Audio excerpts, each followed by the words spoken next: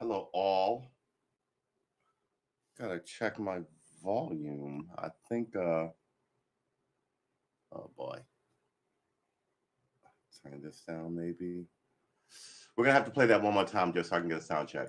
There you go. All right, that's better. Hey, William, how you doing? I hope you're good this morning. We're both up a little too early, man. All right, let's get rid of that. Uh, I've been up since about 3 o'clock in the morning watching science fiction nonsense. Uh, what did I watch yesterday? Good lord, it's like in one ear and out the other. I watched Avatar, The Last Airbender, which wasn't as bad as people say, but it could have been better. I watched it's a CGI. People blame the kids. We're just our society is really fucking mean. Everybody takes shots at, excuse me, everybody taking shots at like kid actors because you're unhappy for whatever reason you're unhappy. Uh, all these people telling you to cancel somebody because they personally are offended. The latest thing, got a tickle in my ear. The latest thing I heard was people were trying to cancel Eric Clapton because he wrote a protest song about the being locked up, being, what do you even call it? You're not locked up, being, you're not sequestered, you're not, what is it? Well, I mean, we're all doing it now. We're all home or not around people. Well, you have to have a uh, something to go to, like have to have a vaccination sheet to go to dinner. So he wrote a protest song about that, and people want me to stop what I'm doing and cancel him. It is a cloudy day outside. It's not hot either. I turned the air conditioning off. It's like, what's the temperature outside? It's about 79 degrees outside. And it's gonna get hotter. I thought it was gonna be, the high was gonna be like 79. I was hoping, but no, it's gonna be like 80. So I guess we're gonna open up these things again. I'm trying to give up coffee. Uh, maybe that's why I'm rocking back and forth like a drug addict. Trying to give up coffee. Uh, so I don't have any coffee here today. So I mean, it's fine. I gave up coffee before, and I gave it up for like 5 years before I fell back in.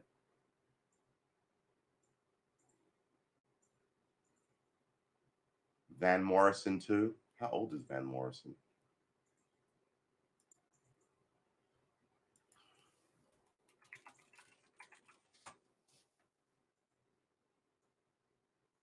He's 75.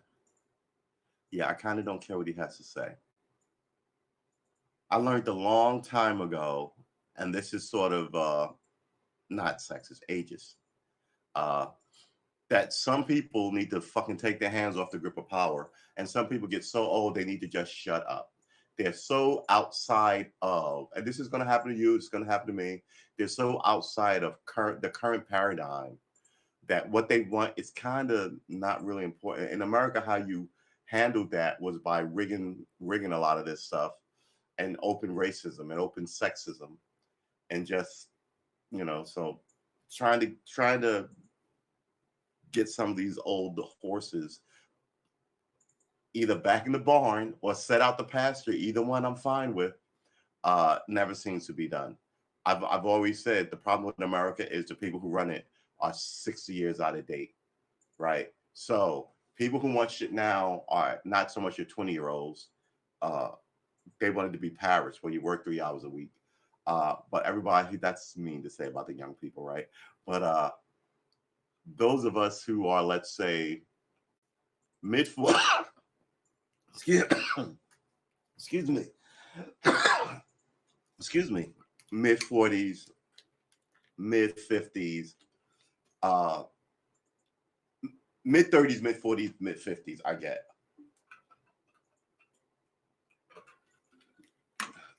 Ooh. Whereas the people who are mid 60s should be looking to exit. But you always talk about They want you to revere these people in these places so they can just tell you stuff and you'll do it. Like I used to get a lot of blowback from teachers about teachers union and they save the kids and they teach. I'm like, what are you talking about? You're sounding like you're the children's parents, right?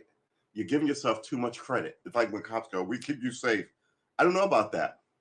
I really don't.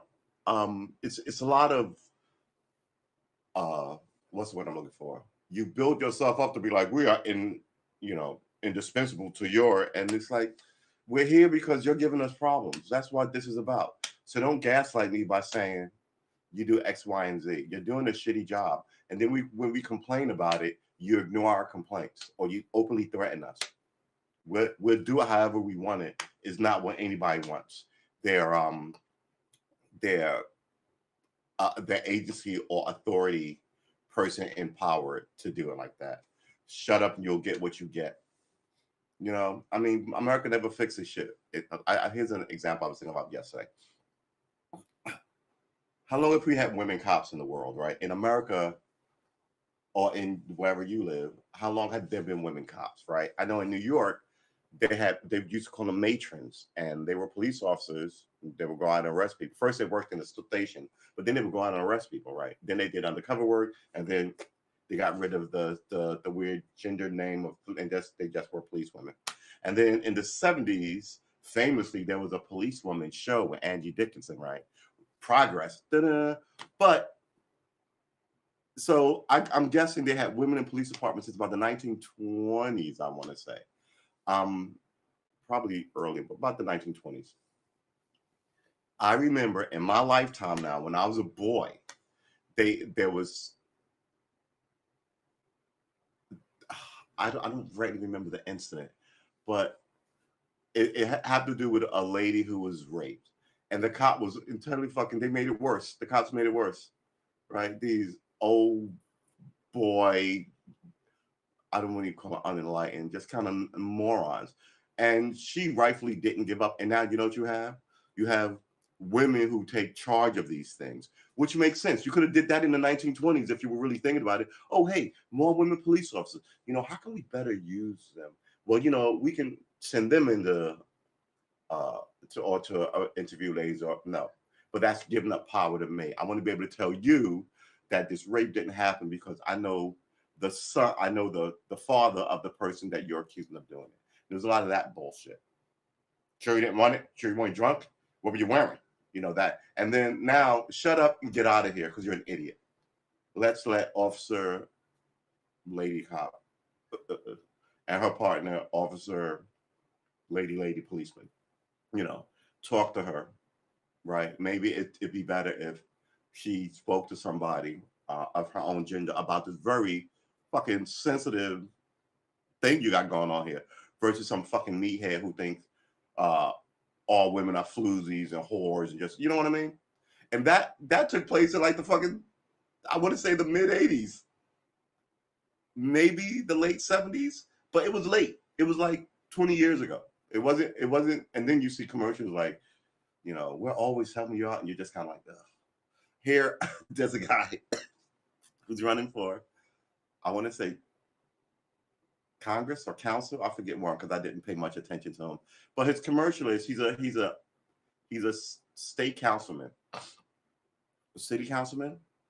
City councilmen have less power than the state councilmen, right? Because state work a larger area, and his position is he was telling you all this shit he brought you. I was like, that's impossible. He's a city councilman. He was like talking about healthcare and dropping the prices and making things more available to you during this COVID pandemic. I was like, first of all, if you did do that, you didn't do it by yourself. You did it with a whole bunch of people on the city council, right? And he's sitting out here taking these victory laps. He's just trotting around. That's like yeah, back to the police scenario. That's like here I am, a policeman in my town, my state, my city, and someone across the way does an amazing thing and catches a whole bunch of bank robbers. I'm nowhere near it, but I get to walk around and go, as your police officer, I kept you safe from those bank robbers last week. And you're just kind of like, now you're just lying to me. So why are you a politician? And your commercials for an upcoming campaign are fucking full of lies and ridiculous lies too. Like you the one that got people health care. What? You lowered the price of what by how much and when? It's just kind of like I sit here and I just kind of go, surely people aren't this ridiculous. And every day I'm like, people are this ridiculous. But I think it's because, and we've spoke about this before, America, in order to control the place, have dumbed down the populace. And they'd rather have the populace at each other's throat and them being the arbiter than have all the populace at their throat, which almost happened. Well, it was a riot January 6th, but the sentiment of January 6th is a real thing. Everybody's unhappy. It's not just those conservative, religious, nut job, alt right. Is it right? What are the Proud Boys? I don't know. Right. So you got cops there, you got racists there, you got super religious people there, you got all these people who all fit under a whole bunch of different umbrellas, which are under one giant umbrella of conservative Republican Americans, right? And then the bottom falls out, and all of a sudden, their enemies, who are the liberal Democrats, right? Liberal, because they want all sorts of stuff but they don't want to solve any problems, in my opinion. We got real issues, and I kind of don't care about at this point in the stage in my life. I don't care about some of this stuff. Some of these things adversely affect me that they're for. And then I need help, and they're nowhere to be found when I go to help. I actually went to when I lived in New York. I actually went to talk to my congresswoman. Congressmen don't talk to you. This ain't the movies. I was stupid for going. um, yeah, man, it's the whole thing's just ridiculous. So now something that could have gotten fixed don't get fixed, and you can see this guy hoping to be down the line in 30 years to be where useless Jim Clyburn is. Useless, useless, useless, useless.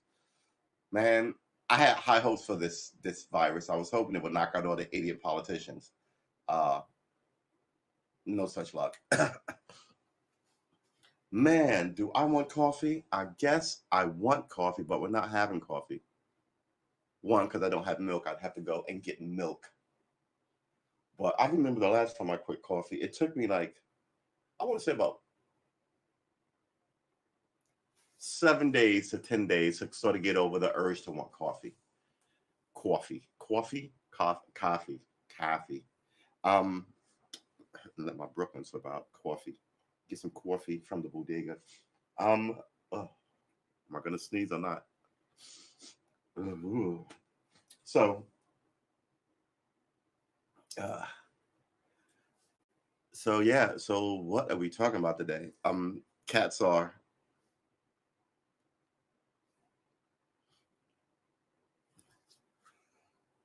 Oh, excuse me. So we have a category 4 hurricane. This is our Sunday session. We should have a little hope and faith in each other and in ourselves as we power through the week, right?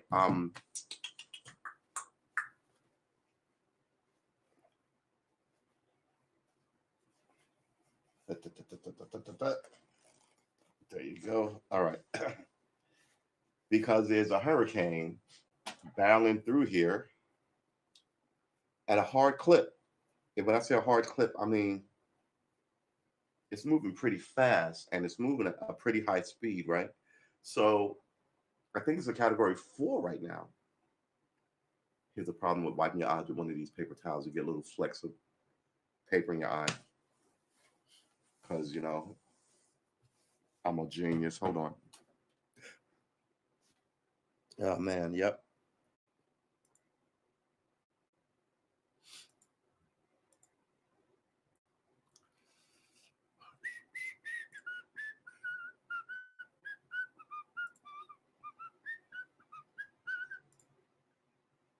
Oh, good Lord.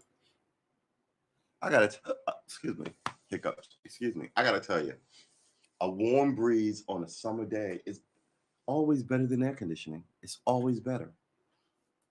And one day, you will see the sunlight or feel the grass under your feet for the last time. You know what I mean? Yeah, Louisiana. So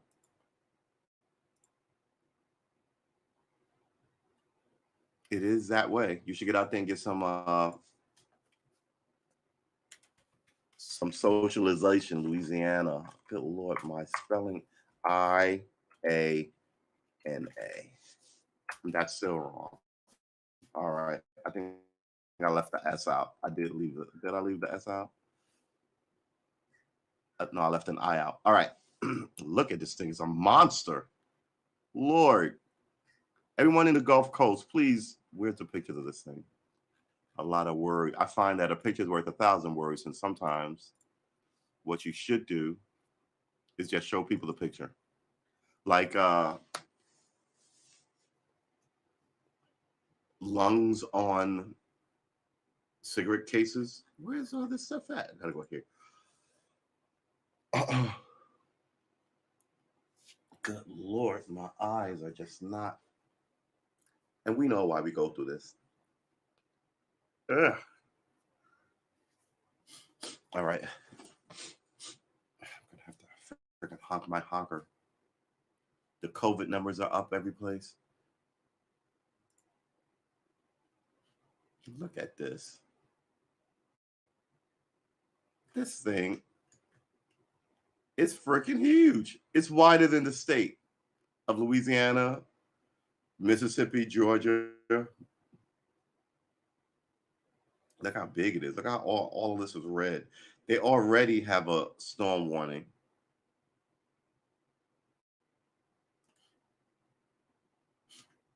Ugh. Hurricane Ida is seen on satellite as of 4 a.m. Sunday, August 29th. That was 4 hours ago exactly.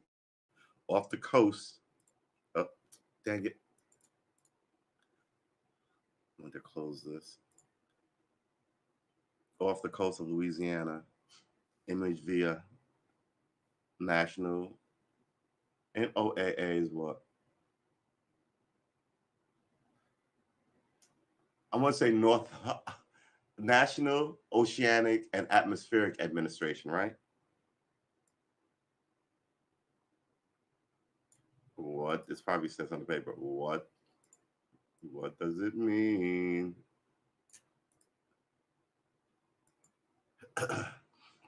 National Oceanic and Atmospheric Administration. All right. Bum bum bum.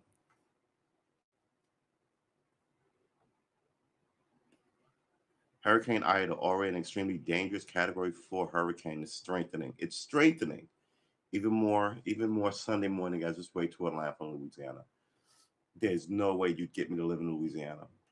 I mean, it's a beautiful place until the rains come, or it's a beautiful place until the floods come. I thought the snow, like the blizzards, were bad in New York. You get these blizzard storms where it's. I don't know if anybody's a gamer. Anybody play Red Dead Redemption 2? Remember the opening? How they trek through a blizzard, which is one of the best openings for a video game ever. It really is just mwah. Um, no love, nurse. 150 miles an hour. 150 miles an hour.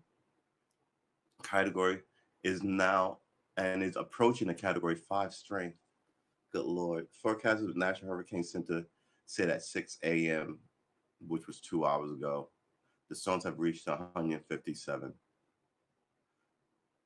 Life-threatening storm surge, potential catastrophic winds damaging. Uh, Catastrophic winds damaging. Why do they keep changing the picture up there?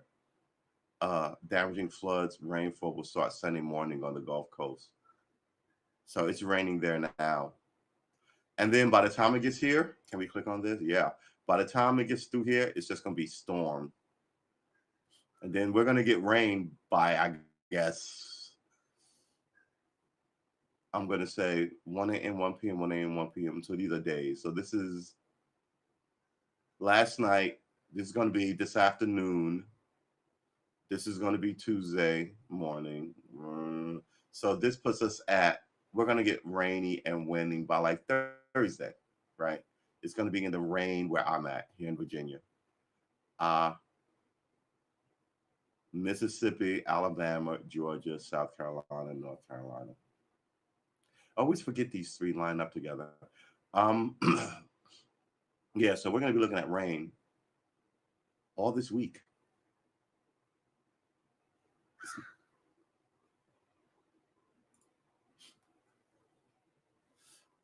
Keep your eye on the birds. So yeah, I mean, ugh, it's not awesome. What else is in the news today? That storm is ridiculous. Look at all these little towns. 1 million people easy live by the beach. 365 days a year. It's beautiful, I'm sure. Well, not three. I like 355 days a year. It's fucking gorgeous. But those 10 days when the hurricanes come through, 4 feet, 5 to 8 feet, 1 to 3, 3 to 5, 4 to 7, 6 to 9 feet, 8 to 12 feet surges, 12 to 16 feet, 12 to 16 feet. Lord.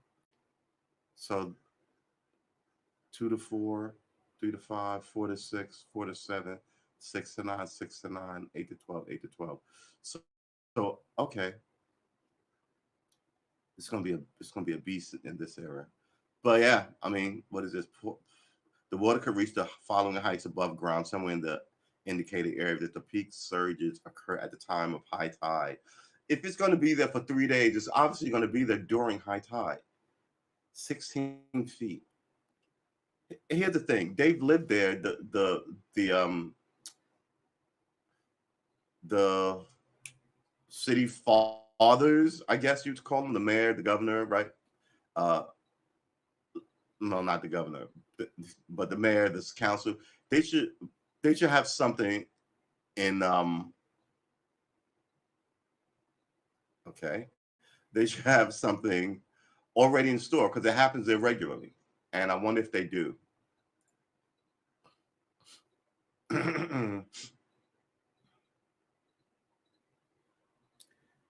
It's moving too fast to order an evacuation. What kind of logic is that? I mean, I guess you don't want to say every man for himself and then have everybody leave. But at this rate, you know, if you stay home, man, we got issues with all right, well, let's stop that. If you stay home, what you're gonna get is, depending on how sturdy your home is, you're gonna get rescue scenarios. And they love to show rescue scenarios on television, like people in their boat swishing down someone's street, right? I mean, we never talk about this. Just a side note: a lot of dogs and cats and family pets always die in these things. And people are more important. But every now you see somebody with their dog in a shelter, and I'm like, oh wow, at least you got your dog out.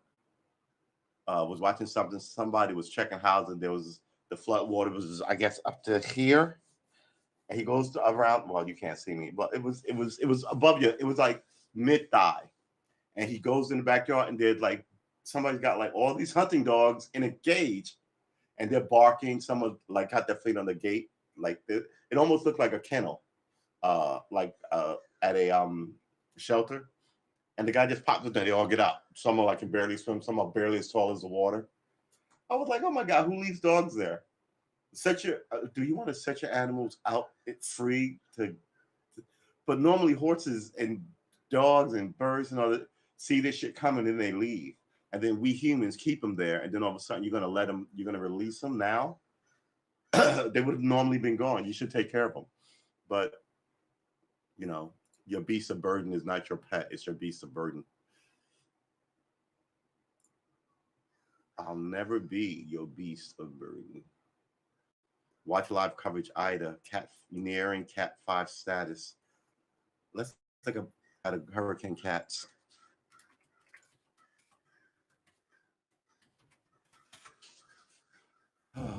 Tropical storm is 36 to 73. 73 miles an hour is a lot of wind. 74 to 9. So it ups it. Well, so the first one is 40 miles, but the second one, it ups itself by 20. Third, it ups itself by like 15. 111 to 129. By 19, I think this is. Well, not 19. Well, about like 15, I guess. 130 to 156. This is about 26. 157 miles an hour and higher.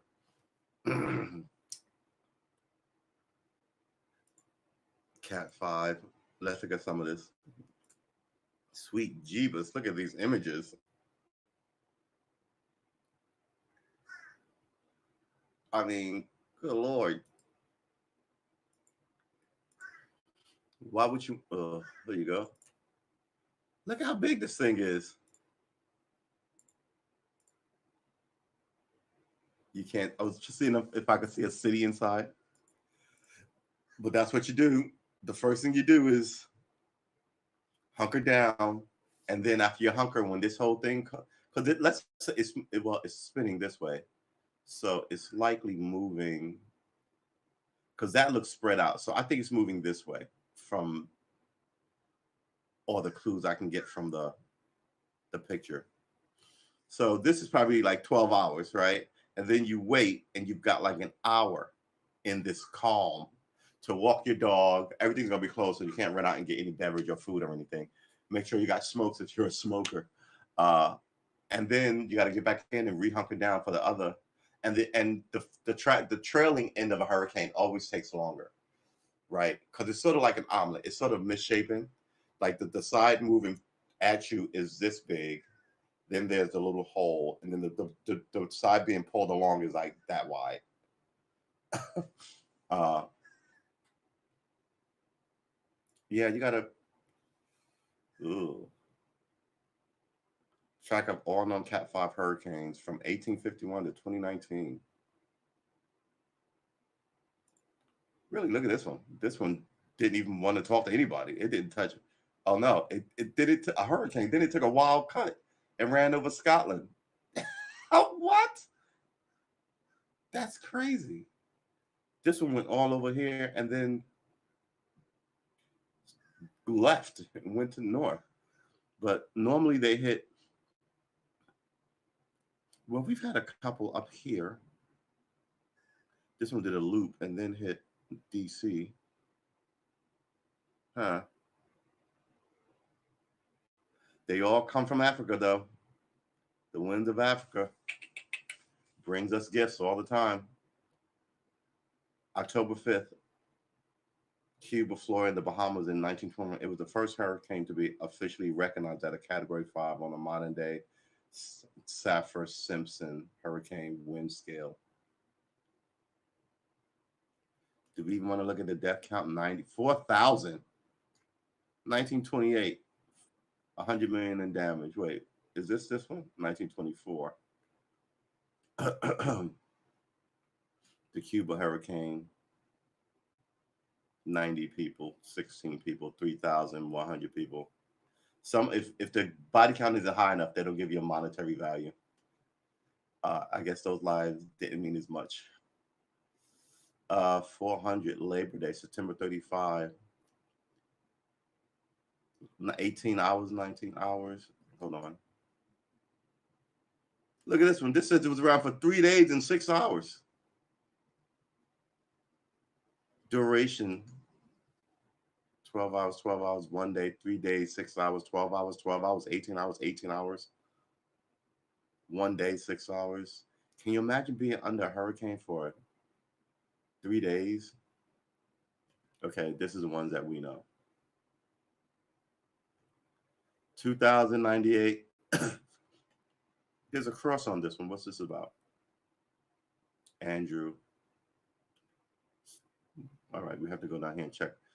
Discontinuous duration weakened below Cat 5, then strengthened to classification at least once. So it dipped below Cat 5 and then came back. Dipped to Cat 4 and then came back to Cat 5. All right.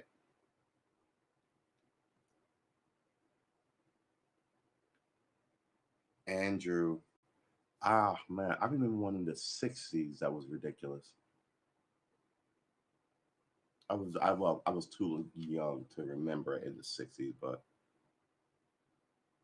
Mexico extensive. Anita Camille, because I have a friend named after it. Cuba, United States of America, 1.42 billion, 2059. Yeah, Hurricane Camille.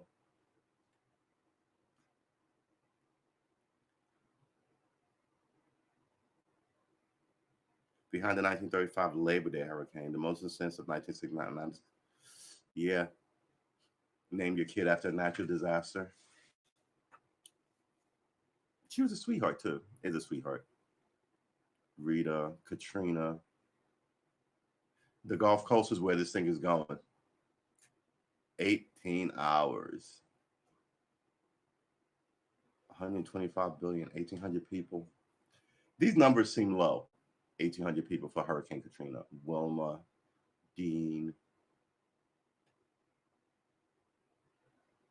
Felix, Matthew, Irma, Michael, Dorian, Lorenzo. 2019. I don't remember either one of these. Cape Verde, Western Europe. No, maybe that's why. Until Virginia, Puerto Rico, the Bahamas, United States, England, to the 5.1, Dorian. I vaguely remember that. All right. Yeah, remember, hurricane season is from July 1st to November 1st. So it's a nice little run.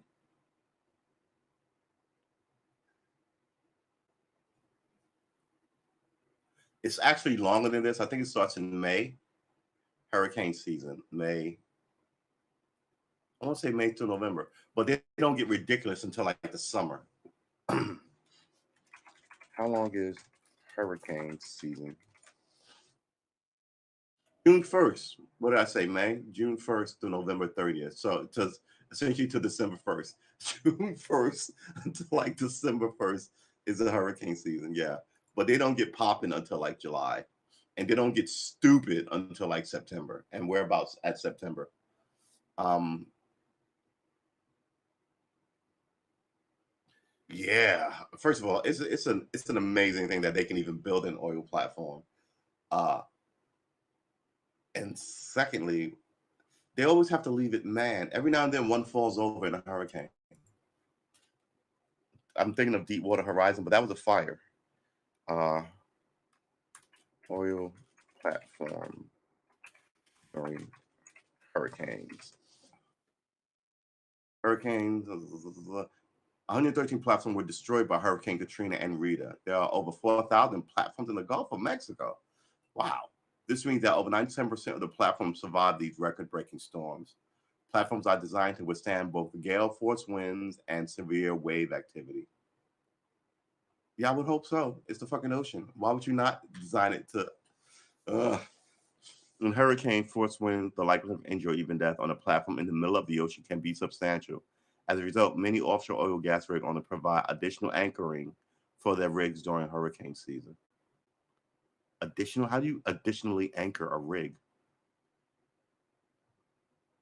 Video from oil rig shows 50-foot waves. Let's take a look at it. Hurricane Zeta. Ugh.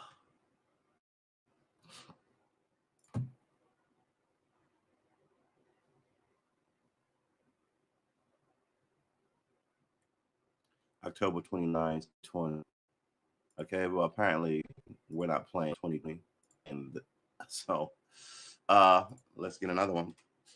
Just look at some pictures of oil rigs during hurricanes. Let's go to videos. Where are they?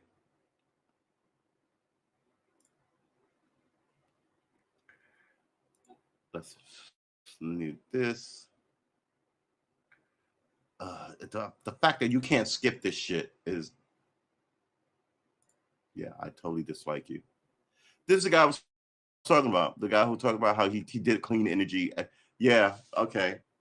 Whatever, man.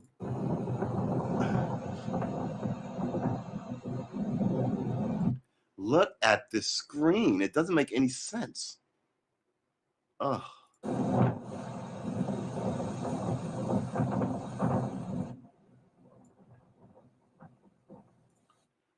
I don't. This is a bad angle for wherever he's filming, but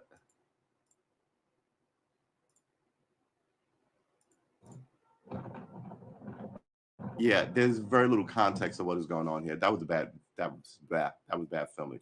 All right, so kind of tropical storms, Okeechobee, Puerto Rico. These things have been around forever.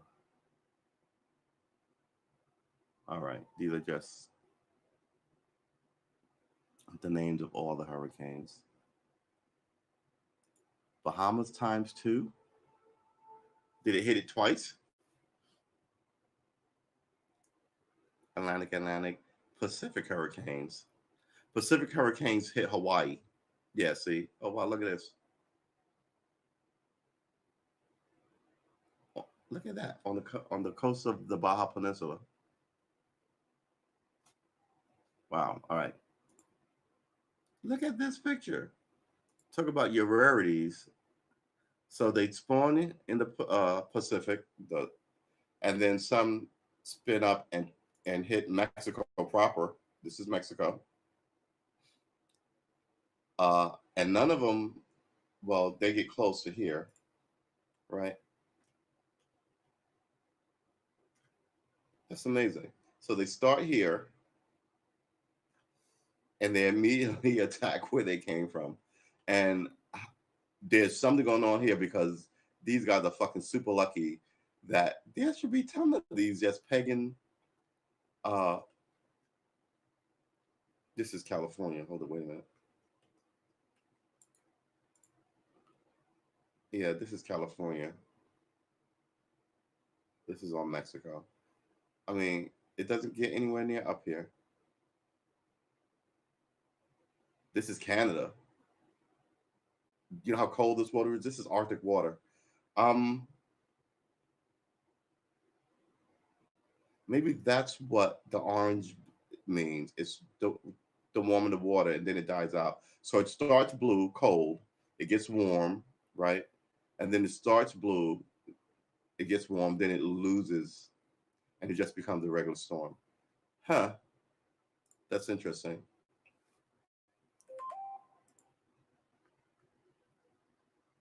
Category 5 hurricanes are tropical cyclones that reach Category 5 intensity.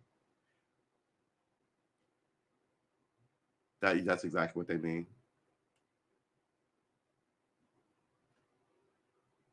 Hurricane Linda at its peak intensity September 12, 1997. Hurricane Patricia shortly after it recorded peak intensity October 24th, 2015.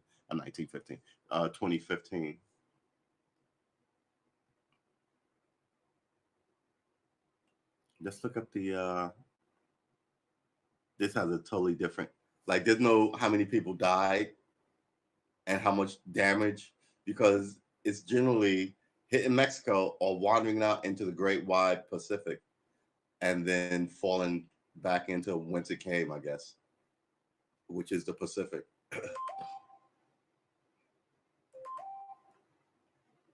Date, time of category peak, sustained winds and pressure. Yeah, no deaths, no damage, which is good. Landfall. One of only 4 Category 5 Pacific hurricanes to landfall at any intensity. What? Only one of only 4 Category 5 Pacific hurricanes to make landfall at any intensity. So it was one of only 4 category. It should have been one of only 4 hurricanes to make landfall at any intensity. It can't be any intensity if it's a category 5. It's a category 5 intensity, right? Ah, boy, man, I gotta tell you, category 5 hurricane landfall threatening Hawaii as a major hurricane, dropping more than 40 to 100% in rain across. All right, so yeah, it always hits Hawaii. when they do hit Hawaii. Cyclones and hurricanes are the same thing. All right. Let's close this. We went down a rabbit hole on hurricanes. Look at this picture. Yee-hoo, that thing is ginormous. You gotta leave. Look at this. Just scoured the ground. It's like you power washed an ant's nest. Look at it. There's a guy walking across.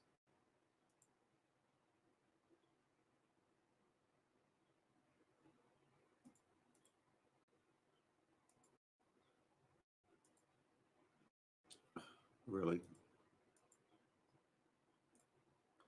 Really? So if I click on it while it's opening, it shuts.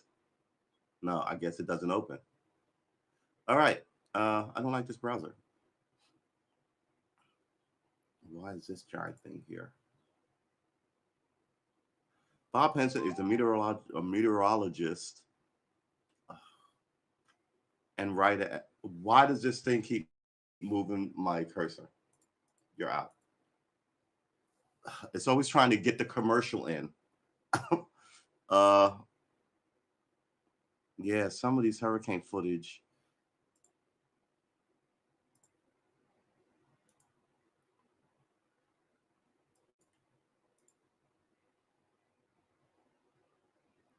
The whole town. I don't even know what I would do. I can't even imagine. Wow. Hurricane Dorian. Look at this one. This was a while ago.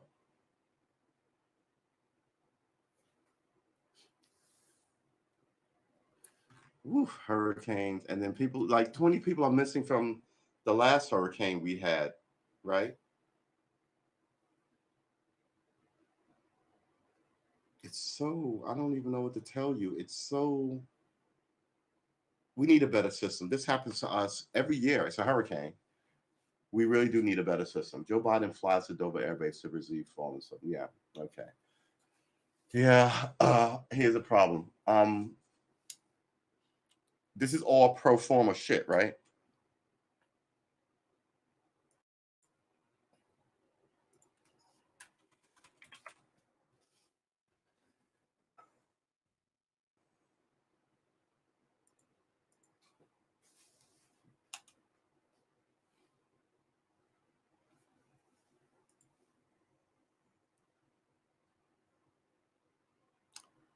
Done or produced as a matter of form, as a matter of form or politeness, right?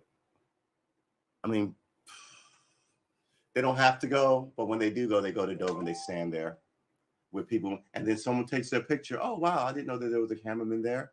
Uh, you're not there all the time, every time. I don't know. Joe Biden, I think, is not awesome. Let's just say that. I mean, I wish him well. He's the president of my country, but at the same time, I think he's just. Louisiana governor urging residents to prepare for Ida impact. 11 hours ago.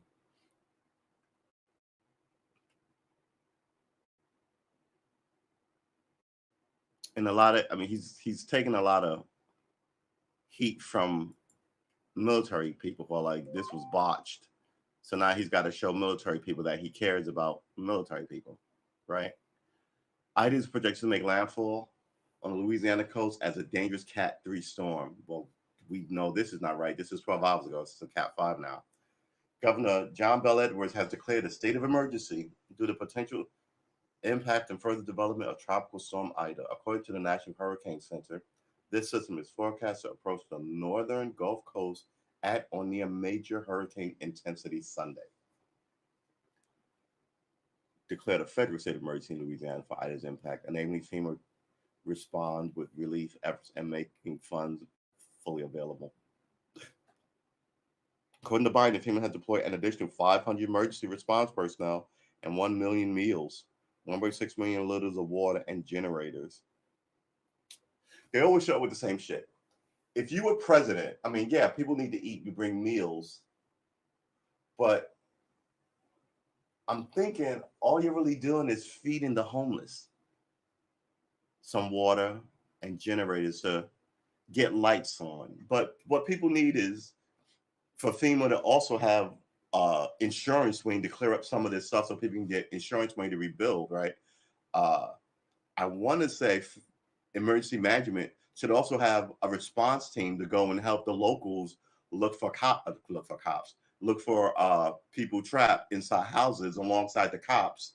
So I mean, America is just a fucking shit show of failure to me.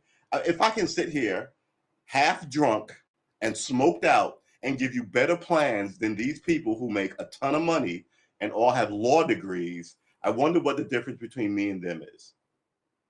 Right. I think I'm affected by this because I'm down here in the hinterlands. And they're not. They're up in their palaces.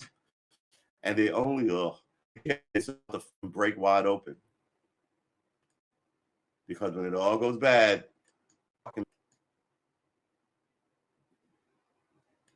where is this thing now? Lord, this mouse is so squiffy. One of those killed was a blonde Marine girl who was helping the people and their kids. Yeah.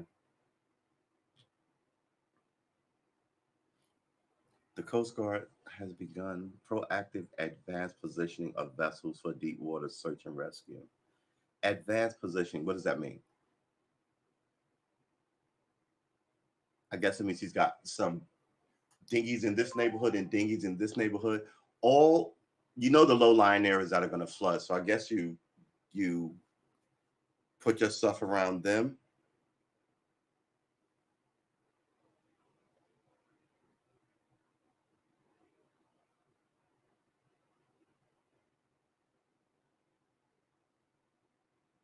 Sorry, give me a. Yeah, there's goofiness going on. President Biden declared a state of emergency. Yeah, all right. What else? What else we got? I mean, they just had to fire not fire. They had to relieve a commander general who had problems with what happened in Afghanistan, right?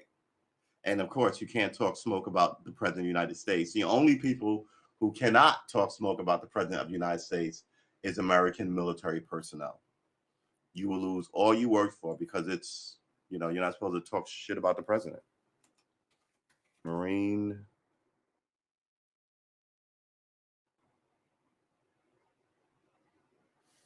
What do you when they take your command away?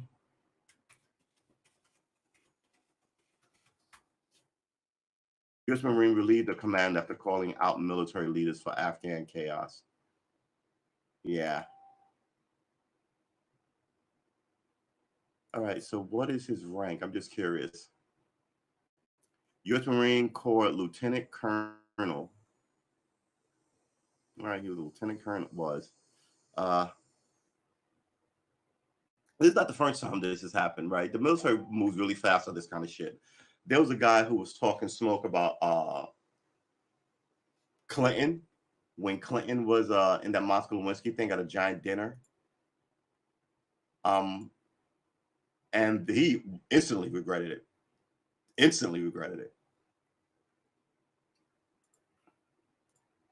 Right. And I get it. What did they call it? Esprit de corps. You don't want this element of people. What's the word I'm looking for?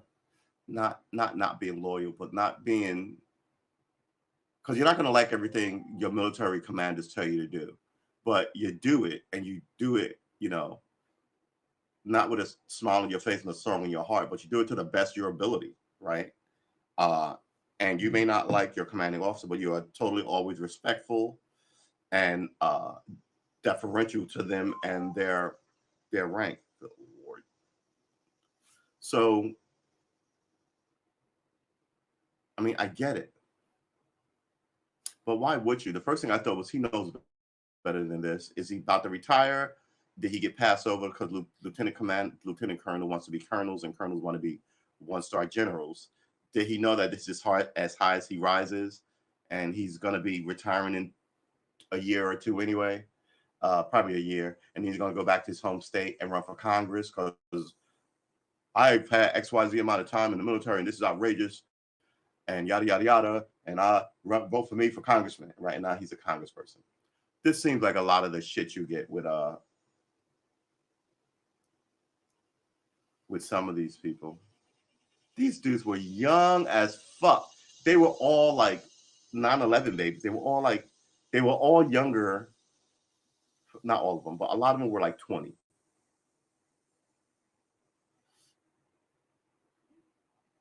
A direct punch in the gut inside Biden's biggest crisis as he races to withdraw from Afghanistan. U.S. Marine Corps Lieutenant Colonel Stuart Scheller has been relieved of command after he posted a video online questioning military leaders' handling of situations in Afghanistan. Scheller had posted a video for his Facebook page on Thursday saying people are upset because their senior leaders let them down and none of them are raising their hands and accepting accountability or saying, we messed this up. The Marine officer who served in both Afghanistan and Iraq said in the video he was willing to throw it all away to publicly demand accountability from military leadership. After the video was posted, Marine Corps spokesman Major Jim Staniger said in a statement, Scheller had been relieved of command due to loss of trust and confidence in his ability to command. Yeah, it's not loss of trust by you can get it two ways as I understand it. Your people, the people who you command, can lose trust in you. Maybe you're getting a lot of them killed. Maybe you don't know what you're doing. Maybe you're a dumbass or you're rude or whatever, and they don't have a lot of faith in you. Or the people above you, for a whole different set of reasons, can lose trust in you, right? This guy's not towing the party line. He's got to go. But yeah, so now I don't think he'll have a. What happens when you lose command? We have to look that up. After the command was posted, same things have been relieved due to these squirrels, due to loss of trust and confidence in his ability to command. This is obviously an emotional time for a lot of Marines, and we encourage everyone struggling right now to seek counseling, go talk to fellow Marines. There's a forum in which Marine leaders can address their disagreement with the chain of command, but it's not social media, Stenger said. He ain't wrong. Scheller video has posted the same day at 13 U.S. service members. More than 170 others were killed in an attack. Here's the thing about this. They killed 13 Marines and seriously wounded 15. A lot of those 15, not a lot, but an amount of those 15 won't survive this, right? So that number's going to go up. You killed one planner and his lackey, as I see it. So my question then becomes, where the rest of the guys are going to get? Who told him to plan this? I mean, this tells me you don't have a lot of way to get information on the ground. One guy, I'd have dropped bombs on everything they own. Surely you know more than one of their, yeah. What, do you only know the Taliban? You don't know any ISIS? Did you take your eye off of ISIS while you're fighting the Taliban? Now you don't have viable targets when they do dumb shit like this? I don't know. I know that one airstrike is fucking not enough to me. It seems a little weird. It seems like if someone ran through and hit people you love with a bat and a hammer and a hat, and then you found that guy and you pushed them really hard and let them know that you were serious about it, then you went about your business. It seems inappropriately small in response to what was done. Scheller, in my opinion, and but mind you, I'm not military. What the fuck do I know? But that's just the way I feel. And these streams are essentially about me feeling the way when I'm not playing guitar, or at least trying to play guitar. Scheller video posted, okay, after 13 service members, 170 others were killed in an attack outside Kabul's airport, according to the Pentagon and Afghanistan Ministry of Public Health. The 13 service members that we lost were heroes who made the ultimate sacrifice in service of our highest American ideals while saving the lives of others, said President Joe Biden in a Saturday statement. Their bravery and selflessness had enabled more than 170,000 people at risk to reach safety.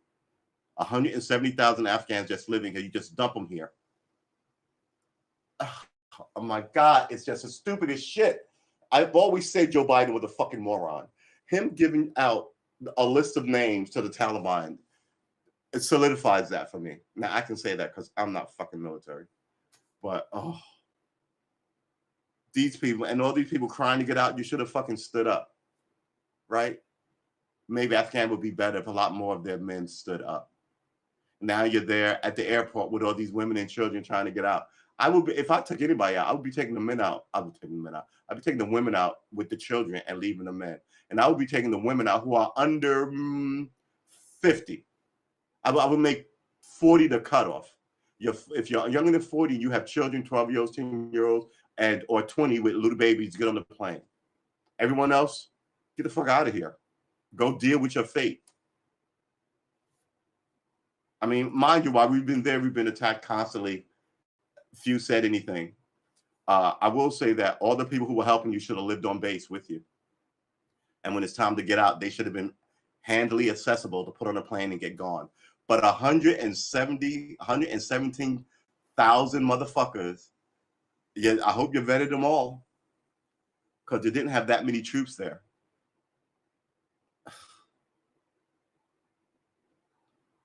What was the highest we ever had in Afghanistan? It was nowhere near 170,000 fucking troops. I want to say it was like 30 to 50,000 troops at any one point.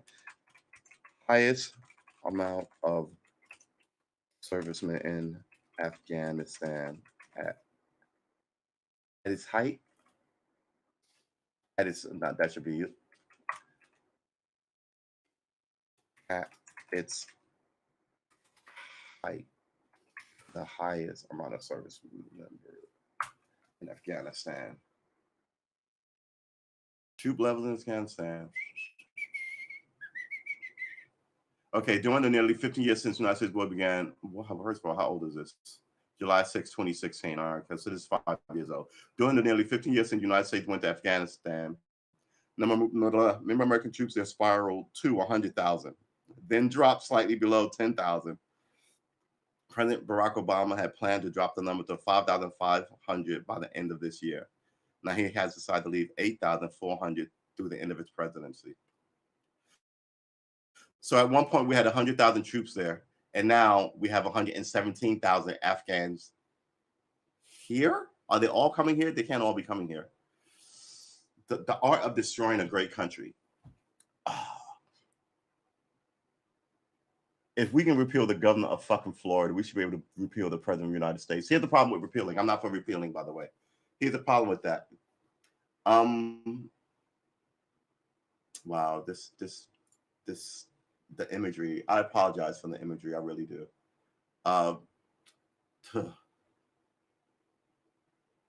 The bravery and selflessness more than 170 people to, may God protect our troops and those standing watch. Yeah. Charlotte wrote on Facebook Friday after being relieved that my chain of command is doing exactly what I would do if I were in their shoes. I will not make any statement other than what my social platform until I exit the Marine Corps. And America has many issues, but it's my home, he wrote. So yeah, he's putting his retirement papers. He's getting out. What did I say? I would not be making any more statements other than what's on my social media platform until I exit the Marine Corps. Yep. Yeah, he looks like he's going to be trying to run for office. 100,000 service member at its height, and you'll bring it back up. Okay.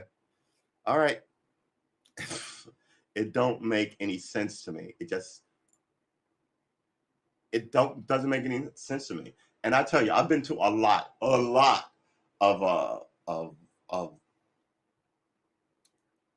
town hall meetings.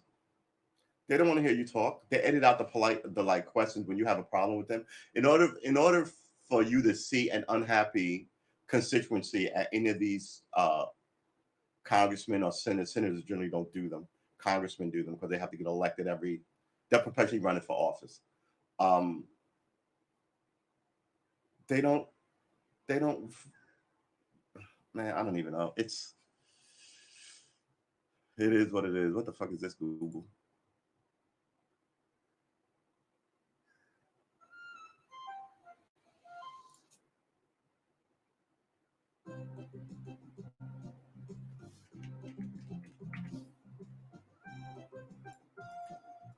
What are you supposed to do with it? All right, well, there you have it.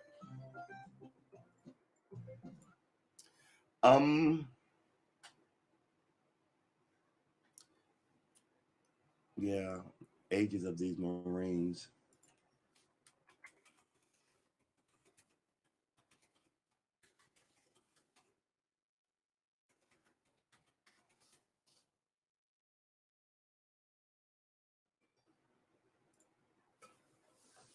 And the oldest was like 30, right?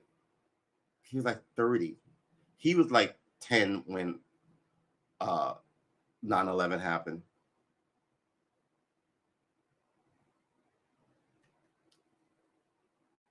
All right, hold on.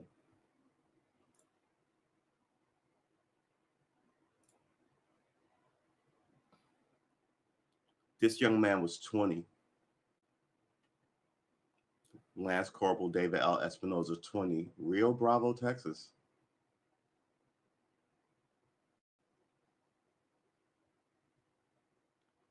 Nicole, Marine Corps Sergeant Nicole L.G., 23.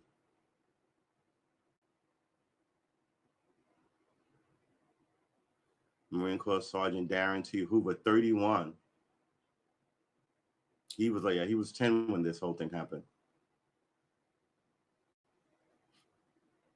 Army Staff Sergeant Ryan C.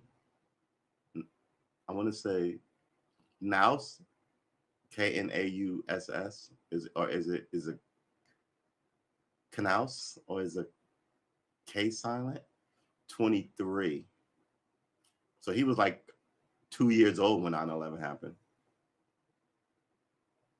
Marine Corps Corporal Hunter Lopez, 22. Look how young these guys are. Marine Corps Lance Corporal Riley J. McCullum, 20. 20. He wasn't even born when it happened. Marine Corps Lance Corporal Dylan Armarola, 20, of Rancho Cucamonga, California. 20. They're so new, they don't have any, I don't know what they call, I forget what, but you know what I'm saying? They were so new. I mean, wow.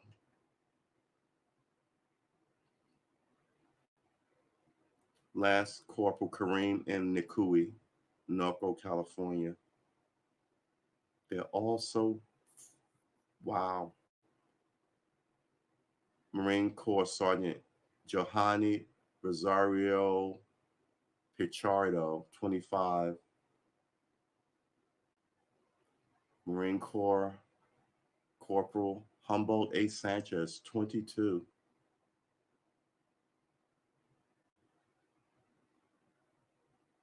Marine Corps Lance Corporal Gerard M. Schmitz, 20.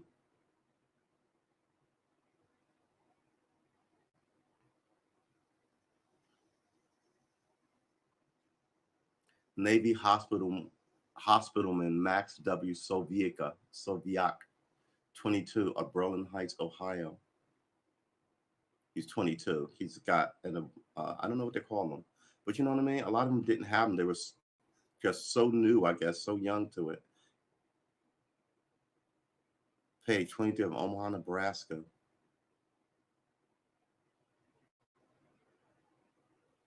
Wow.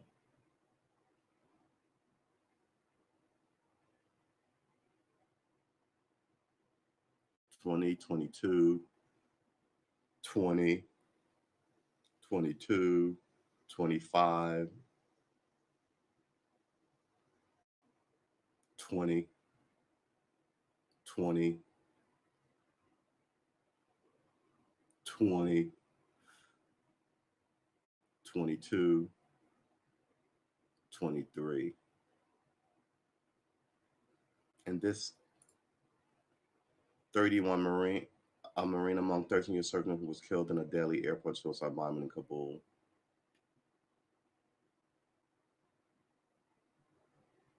23 and 20. It just seems so, I want to say wasted. It just, but man, I don't know what to say. I don't. I get why people are angry. I do. None of it made any sense. None of it makes any sense. And now you've got the same, what's the word I'm looking for? Standard way of dealing with it. Call everybody a hero, America, America. But I would just like to hear one guy go, man, did we fuck this up? They don't want to do that. He is 8 months in. We'll be hitting it. We're hitting into September, the ninth month. He's 8 months in, and it's already sort of a hot mess of a show. Normally, it takes you a year and a half before people go, oh, the president's an idiot. Uh, this started in June. We'll see what happens.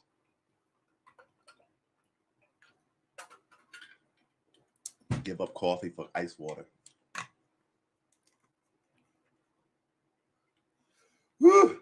So I've decided to give up the coffee, tone down all the augments, as I used to love to call them, and figure out how to get to the next level. Because this is my midlife crisis. I don't want a Porsche, some convertible new car. I don't want a young girlfriend, right? I don't want to trip around the world. I just kind of want to settle where my head is in this whole thing, and then take proper steps. Because right now, I don't really understand any of what I used to at least be able to slowly figure out what was going on. I can't do any of that now. I've got to blow my honker. Give me a second.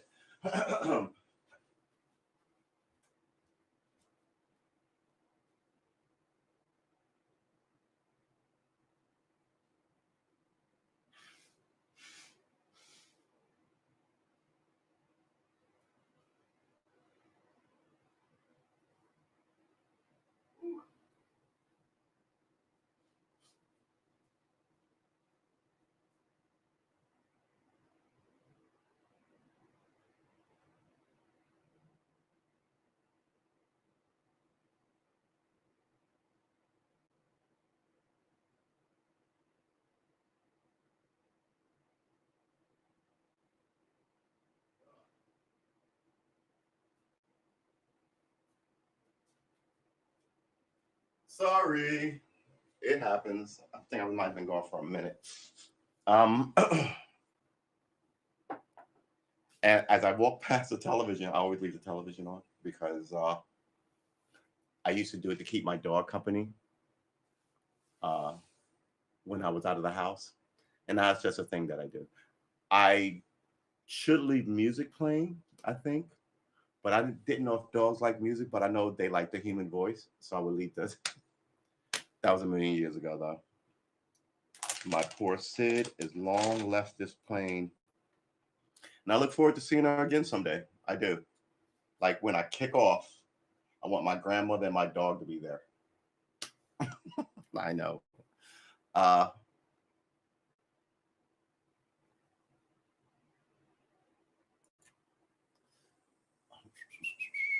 so,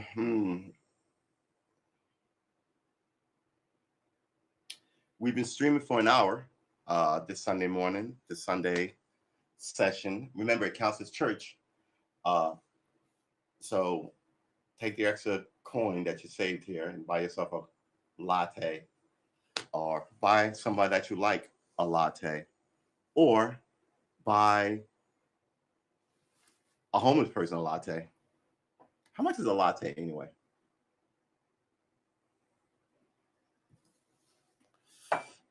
I grew up when you could get a cup of coffee for $1, and that was good. Now, coffee is $7 a pop. How much is a cup of? They're also talking about coffee is going to be another one of those things that goes if global warming keeps going.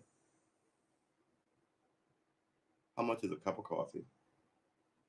How much is a cup of coffee in the UK? £2 76. I don't know what a pound is. I think a pound is $1.20 or some shit. Their pound exchange doesn't make any sense to me because the dollar is the most powerful thing. I just think that they came up with this arbitrarily just to be like, hey, because what is it backed by? Why is, I mean, this is talking money. Are we going to pass the basket? What do you mean pass the basket? Oh, you mean the church reference? Uh, we should every week. We should see if we could raise. Once I get better at this internet thing, I would love to have a Sunday service, and every week see if we could raise what little money you have in your pocket for like a charity. The only charity though that I really stand for, I think the Red Cross takes money and holds on to it. They've been caught doing that. Uh, is the Make a Wish Foundation. I'm like, they do what they say they're going to do for the kids. So, but I'm sure other groups are just as noble and honored. But I'm just so jaded by that Red Cross scandal. Still, how much does a cup? Oh, cup as a unit. The cooking measurement of a cup, commonly associated with cooking services, is traditional 1/2 U.S. pint. A cup is half a pint. Really? I didn't know this. Because actual drinking cups may differ greatly from the size of this unit.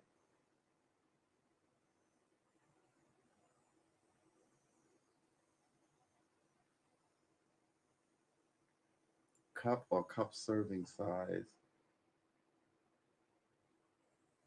I think our cups, I want to say are, oh, here we are. I was about to say, I want to say are 8 to 12, right?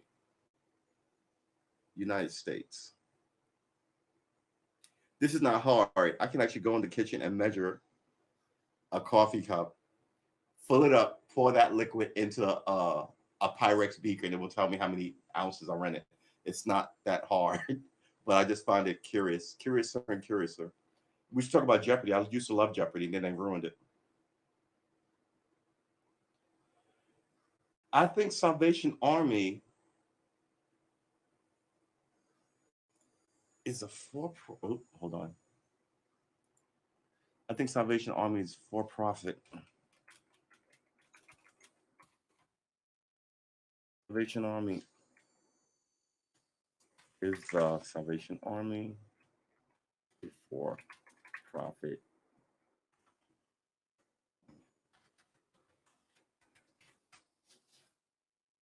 Salvation Army is not a charitable nonprofit Christian organization.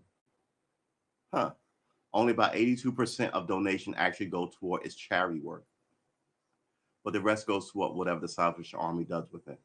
What it's paying its employees or funding anti-gay propaganda. Oh, well, this sounds like they've got a political issue about this write up. Yeah, I didn't think it was a charity. We're in Reddit. Let's not go to Reddit.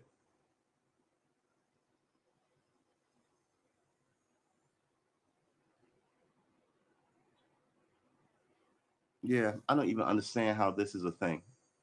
That you can be a charity that's not really actually a charity. And a lot of these thrift stores take your stuff and then they sell them. Follow the money. VC reported new culture, art, and opinion. I've never heard of these guys before. Let's see what they say. Throughout America, thrift stores have been on the rise in popularity from small towns to major metros and everything else in between. Ventura is, this is, I guess, California.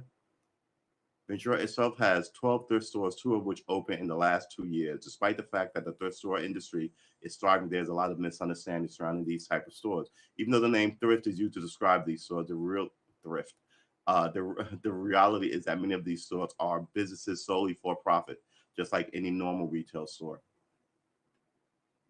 Is this okay? In the article posted by Charities Review Council called "Not Every Thrift Store is a Nonprofit" by John Ewald.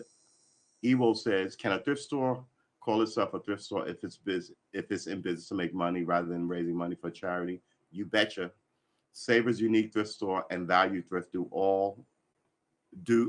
Value Thrifts do. All offer profit stores in the business to make money like any retailer, not to support a charitable mission." Yeah, it's all sort of. Oops, sorry. It's all sort of. It adds to the. What's the word I'm looking for? I think it adds to the man. Nothing fucking works here kind of attitude that's going on in America now. Um, all these agencies or organizations uh, have this weird taint to them. Um, right? You got a racist problem with your cops. You got a greedy problem with your banks, banksters, right? You got a problem with your school and the teachers, right? Obviously, you got problem in your military with this whole withdrawal thing. And now the charities aren't really charities.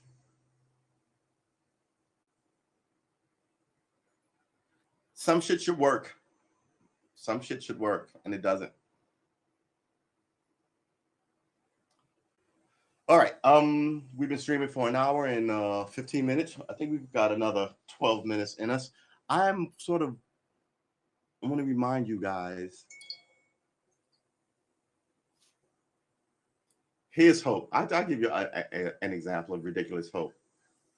Um, on my phone, I have my running schedule, and it goes off every other day to remind me to run. Right? Because I was at one point I was running every day. Then I was running 3 days a week.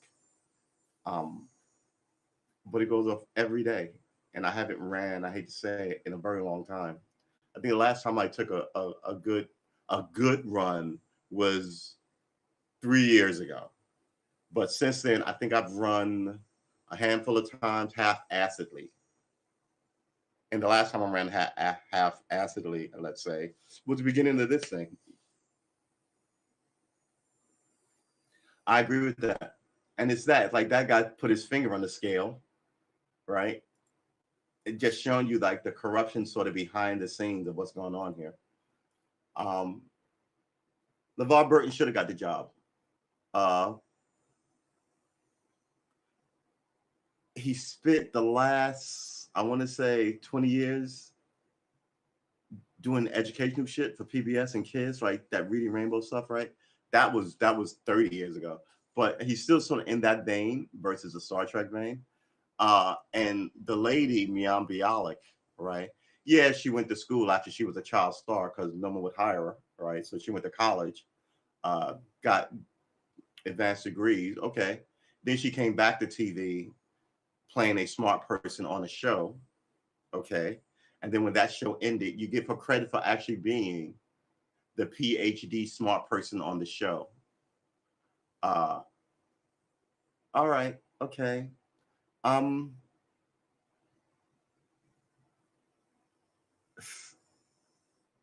so how does a Jeopardy producer get the job then? My whole thing was the best. I didn't think he was going to get it, but I thought the best host of that thing would probably have been LeVar Burton. Um, but I get why they wouldn't have given it to him. Why they give it to Alex Trebek? I don't know, right? Uh, Alex Trebek sort of grew on people, and he was sort of he had no personality for like the first 10 years of the show, right? But then once he got like he became essentially the face of the show. 10 years later, he began to be snarky and snotty. I mean, there's some very like Joe Biden, how Joe Biden will give these terse comments like what he he would do that. Uh Interviews, there's a ton of them. Look them up. To the point where I was like, I don't even know if I can fuck with Jeopardy anymore, but this guy's an asshole. And then he got canceled, and then he got all this love. And rightfully so. I was like, oh my god, I hope he beats this thing. I love Alex Trebek. You just instantly forget all this stuff. Do you want to look up how snarky Alex Trebek was? Someone to put a happy spin on it, like uh, he's got moxie, right? When I'm snotty like that, I'm uppity. Nobody likes uppity. No one ever called it snarky. I'm always witty, uh, but no, they just I'm not running for office. I guess. Let's see. How do I phrase this? Alex Trebek being Alex Trebek being terse. Let's hear it. Alex Trebek moved to tears. No, Alex Trebek moved to tears. No, no, no. Alex Trebek. I didn't write tears. I said terse. All right. Most becomes America's most beloved.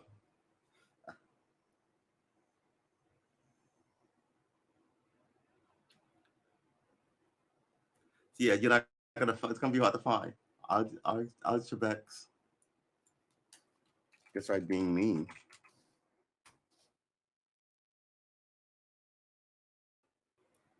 Alex Trebek was really rude to Jeopardy contestants. Yeah, you can hide it on camera, but I've I've been around filmmakers like for a long time. I was trying to get into it.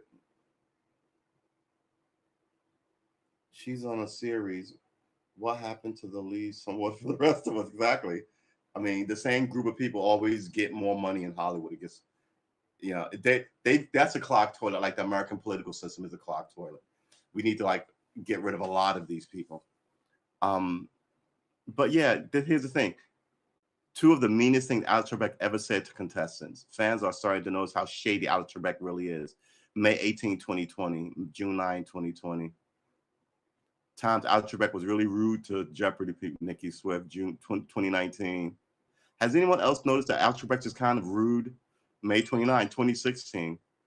Yeah, I mean, one day I was just kind of like, what the fuck? What? Look, man, I have been in situations where I was trying to be cool and someone said some flipping shit to me. And I was like, yo, who the fuck are you talking to like that? And I'm always kind of like trying to be upbeat and bubbly, but I will turn on you like a fucking spinning nickel when you come at me with this bullshit. Because I'm gonna stop it right there. And it's gonna end one of three ways. You're gonna go, all right, my bad, have a sense of humor about it, and I will accept that. But you're not gonna go, oh, you're being sensitive and put it on me, because then we're gonna keep arguing, or we're gonna fight this shit out. I'm a little be fighting fucking people, but we're actually gonna have this shit out. You are not gonna. Some people treat other people as their therapy. You don't get to feel bad about yourself and come and take that shit out on me. I don't care what job I've had. Never happens, right? And people do that. Some bosses are just snotty to people in the office, and then when it all goes bad, all these people show up and go, "He was an asshole." He's like, "What, me? I was the greatest boss." You're like, "Man, just treat people decently." I get it. And some people who are assholes who are under you, just fire them or let them know. Exactly. I watch Jeopardy because I love quiz and questions and shit like this. I love trivia. Two of the meanest things Alterac ever said. Do we even want to look it up? I'm sort of interested in this one. This is 2016. I've been watching a lot of Jeopardy recently, and sometimes says mean things that border on unprofessional about the good lord, about the contestants on the show. It's weird because the atmosphere of the show is very polite and civil, so contestants can't really react to being roasted in front of a live studio audience for not knowing what the most common baby name of the 1880s was. Yeah, well, your mother sucks. What? Yeah, so it's, and then the people behind you. Okay, well, I guess we got rid of the wrong one. Then the people behind you, not behind you, who work with you, who are the producers of the show and everybody down lower who has to get water and make sure so they have to tiptoe around you. You know what I mean?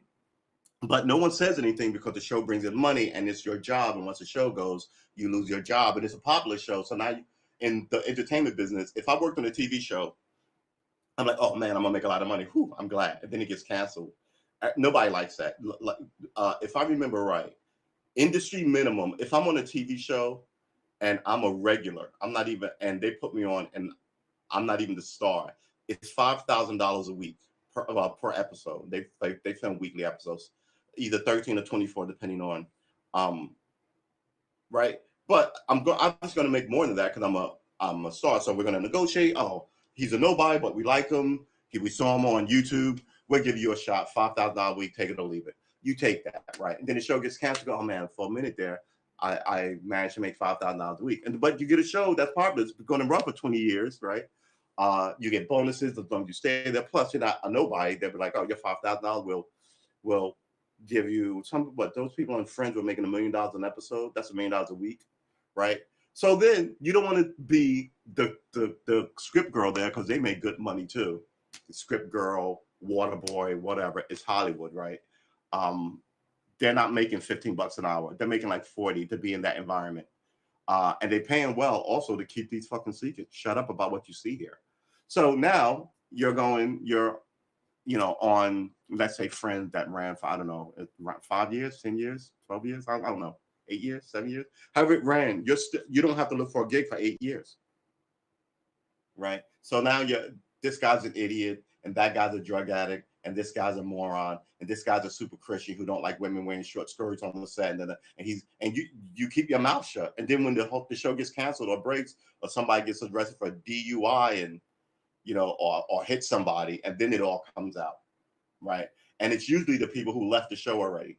Oh, I worked there once, and so hit me, called me stupid, touched me inappropriately, yada yada. But none of the people who are working there now are like, oh yeah, I work there now, and he's an asshole because you come back the next day and get fired.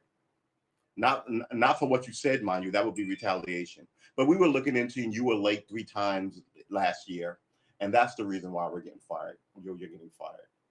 So people know the game. They know the rules.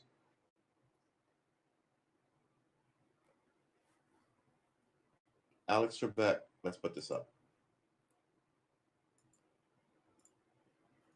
Alex Trebek on Howard Stern said he was at a party one Friday. A girl gave him a brownie. He woke up on Sunday. Yeah, that's what you get for eating brownies from random strangers. I don't. I think that's a. I mean, it's a fun bit, but Alex Trebek strikes me as the kind of guy who would have had people arrested for this kind of thing. Oh, okay, hold on. Wait. Do we want to dead?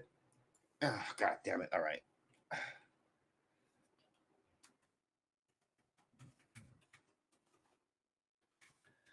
Being rude. Alex Trebek being rude. Alex Trebek was really rude to Jeopardy contestants. But it wasn't just Jeopardy contestants. There's a couple of him on TMZ where he's out to dinner and they run up to him and ask him stuff, and he's a shithole. And then he got cancer and they ran up to him. He was very nice, totally different. Like, times Alex Trebek was rude. And I get it. Not everybody. Look, if you're famous and you're super famous, like these people are, people run up to you all the time. You have to get tired of it. I totally understand that. Some people are rude. Right? Excuse me, I'm with my wife and my kids. We're having dinner. Please, not now. Well, right? Then they want to get into it with you. I get that there are those kind of people too. But in Jeopardy, there are no losers except Susan. Yeah.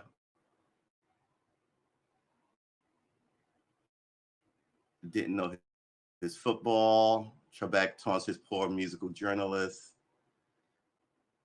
Mean about memes. Yeah, we're not going to play him. That must be really tough for a woman.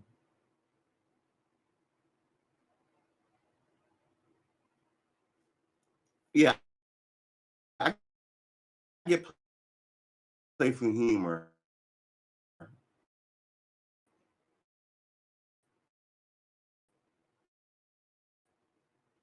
Never saw Big Bird in front of Alex Trebek. I used to love Jeopardy. There was a span of like, God, I want to say 10 years where I never missed it. I never missed it. It was part of my daily routine. When I was a kid, I used to work out to it. I used to have this little bullshit regimen of push-ups, sit-ups, jumping jacks. I had a weight bench. I used to lift weights, and I would do it all through the half hour of Jeopardy. All the way through the half hour of Jeopardy. And I would tell you that's the way you should work out. If you have a favorite show that you never miss, work out during that show, right? I don't work out to music. I don't run the music. I like to hear the buses coming behind me. But yeah, if it's an hour show and you watch it weekly, but the good thing, this was daily. So you watch it, whatever you watch daily, that's an hour show. Have a every other day regimen to do it too, because you're going to be sitting there watching it anyway. I think people have really just given up on a lot of stuff and they haven't replaced it, right? So people don't go out walking, running, jogging anymore. Everybody stays in, well, not everybody, but a lot of people stay inside. But you can do shit inside. I tell people this all the time. America used to be a much fitter country, even in the 70s. If you go back and look at high school pictures of people in the 60s and 70s, I would just watch it when someone has a long streak on Jeopardy. Yeah, those streaks are good, right? It used to be a week or two or three. Now people are up to like months and months on end. So the question then becomes: is Jeopardy just information for like? Well, because it used to be for everybody. Then they had college Jeopardy and kid Jeopardy and celebrity Jeopardy, right? But now is Jeopardy only for people who are PhDs in this or college academics in that? I know a lot. I did on Jeopardy. I eat a lot of these guys' lunch. I happen to think, knock on wood. He said, right? Everybody thinks they're going to be good on Jeopardy. Then you end up going, oh, I remember one guy had minus. God, what's the most people have owed on Jeopardy? One guy had like minus 2,000, something like that. And me and my brother used to be like, at least you don't have to pay them. The most Jeopardy's worst players. How's that? God damn it. My type is worst. Asia Dur battled with COVID could jeopardize her. Chris Bosh on medication. It's not jeopardize, it's Jeopardy. Jeopardy's worst players. 6 most hated Jeopardy players. Who was the worst player ever on Jeopardy? 7,400. Jeopardy contestant set record for the lowest score ever during Levar Burton's hosting gig. Really? This was recent then. Dubious history made at Monday's episode of Jeopardy. Contestant Patrick Pearson set a new record for the lowest fighting score in the game with 7,400, according to Entertainment Weekly. Here's the thing. I don't want to laugh at people, but if you're not, I mean, yeah, I don't know. Jeopardy contestant sets a record. Jeopardy contestant top 10 worst Jeopardy answers.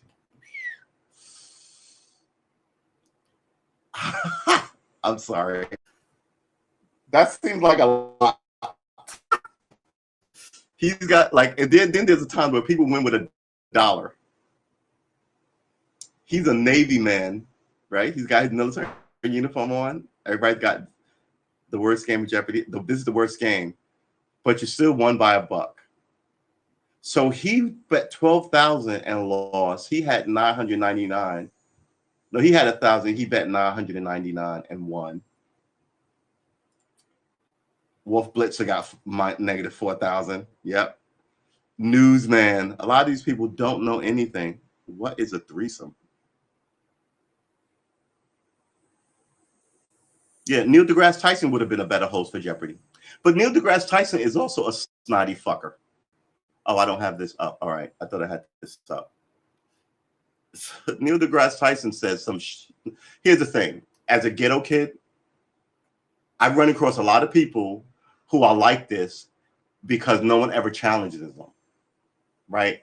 You say a lot of this to some people, you're going to get physical blowback, which teaches you not to fucking slide up on people with your snide comments, because not everybody thinks you're funny, right? Or at least if you have a snide comment, be able to fucking defend your snide comment. I will watch. Yes, I do remember Jack LaLanne and his white dog. You want to look up Jack LaLanne? Jack LaLanne is a great fucking dude. So let's look up Jack LaLanne and the stuff he was doing that people were like, what in the fucking world is that dude doing? He was a fitness guy before fitness guys. He used to pull up. He did this up until he was like 85. He would pull a boat while he swam. He was doing all these feats of strength stuff. Francois Henri Lalane, also known as Jack, was an American fitness and nutrition guru and motivational speaker. He described himself as being a sugarholic and a junk food junkie until he was 15. Then he fixed his shit. And man, did he fix it. Right? So yeah, this is him in the 50s. Just telling you to get your Feel better, look better, act well. Good morning, happy Monday morning. It's so weird to watch this in the context of today's obesity crisis and the fact that back then obesity wasn't a huge problem. Yeah, it wasn't a huge. One reason only. So he looked extra, but we're gonna hold on to this and we're gonna look up, because when I was a kid, there was a presidential standard of fitness and that we had to pass. And then somewhere in the 80s, they got rid of it. And you could sit on the sidelines and eat potato chips in class. And yeah. The idea, here's the thing about America. The idea of you can do anything you want is not, taken to its extreme. It's just like capitalism. Taken to its extremes, it's a bad thing. You shouldn't be able to, look, the military, look at this image. The military,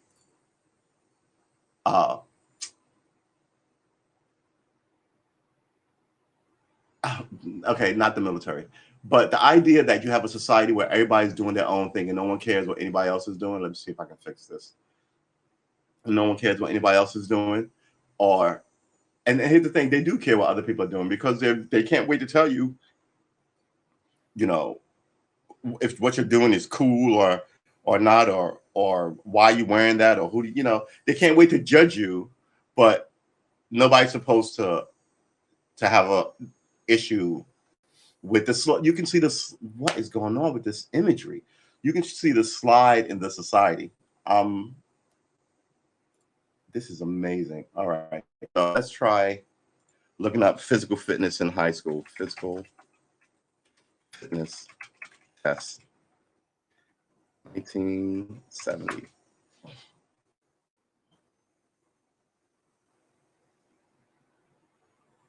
United States U.S. Air Force physical. This is the Army. West High PE, 1970.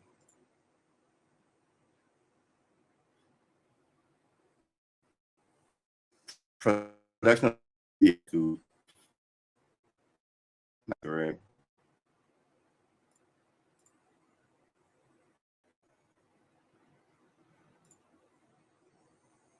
I remember that.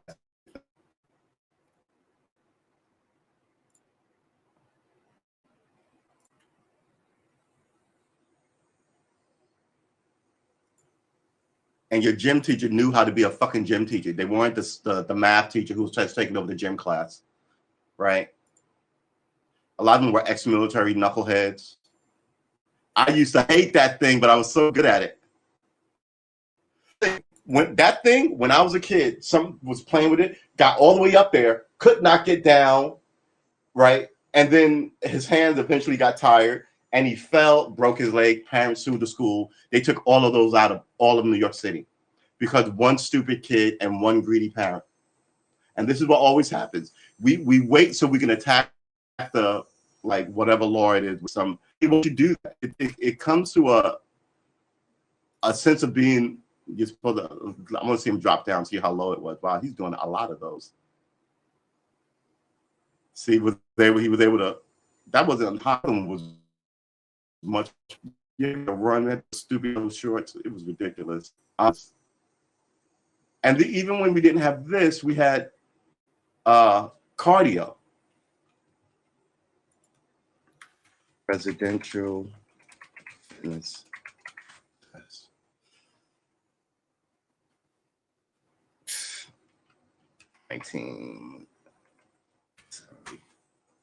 This is just the fucking 70s. So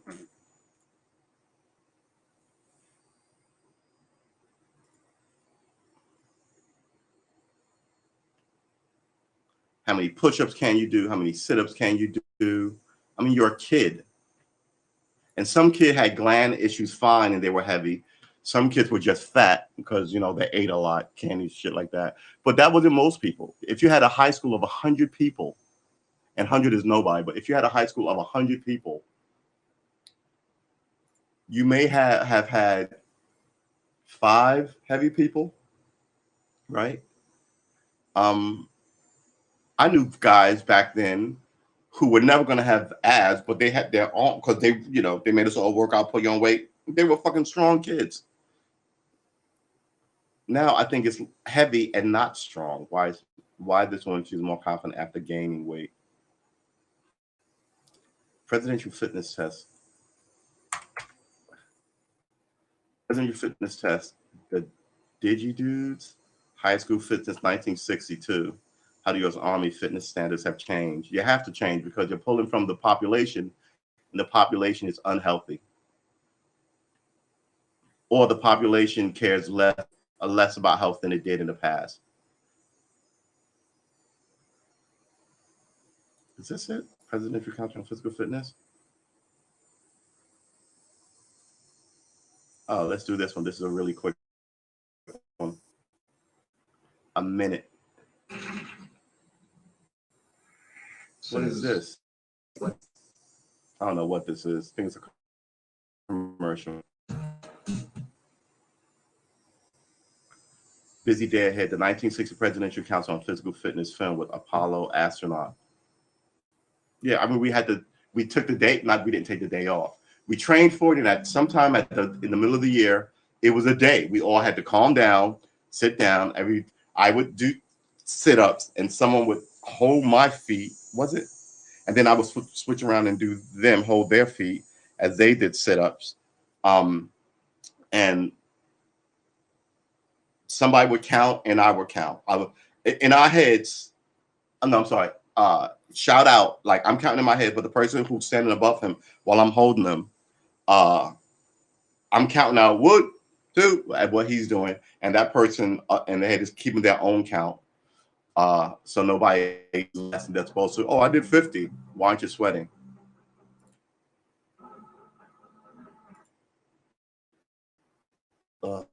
Good for just constantly inundated.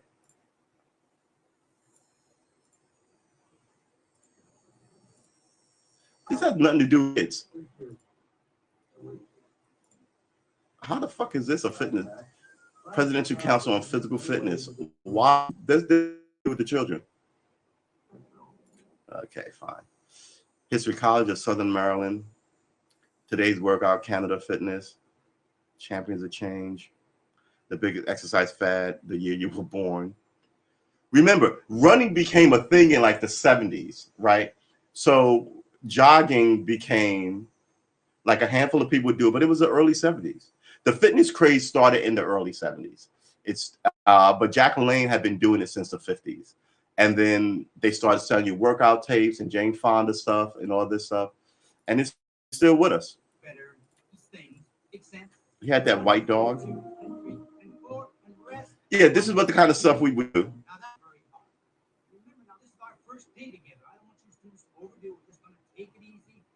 Climbing upstairs. Front porch, I can tell you about all the terminology we have. Like that, bend over a little bit and lift your leg as high as you can. Ready, begin. 1, slow. Look at workout shoes, the ballerina shoes, because they're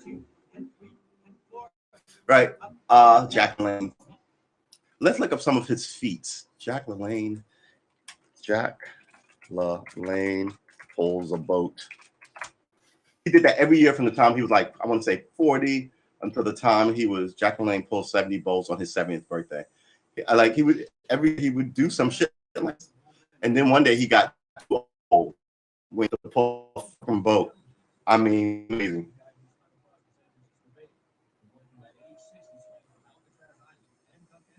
Really?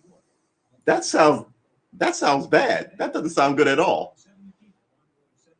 So he's 70 people on 70 boats, and he's gonna pull them. Let's put this up.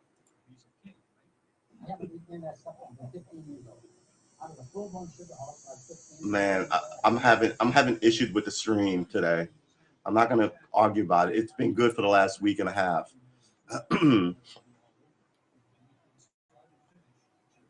I mean, you know how many people this inspired?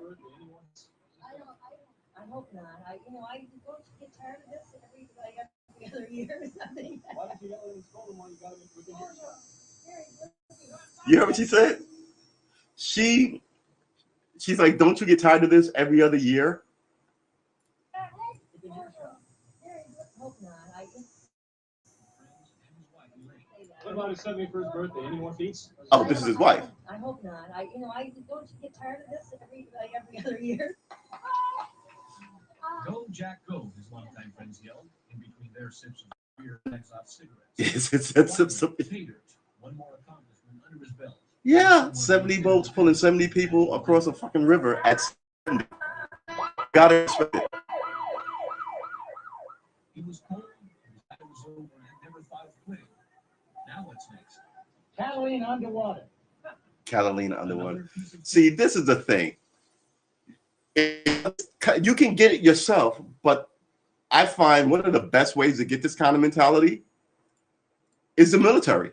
Everyone in the military has that impossible thing.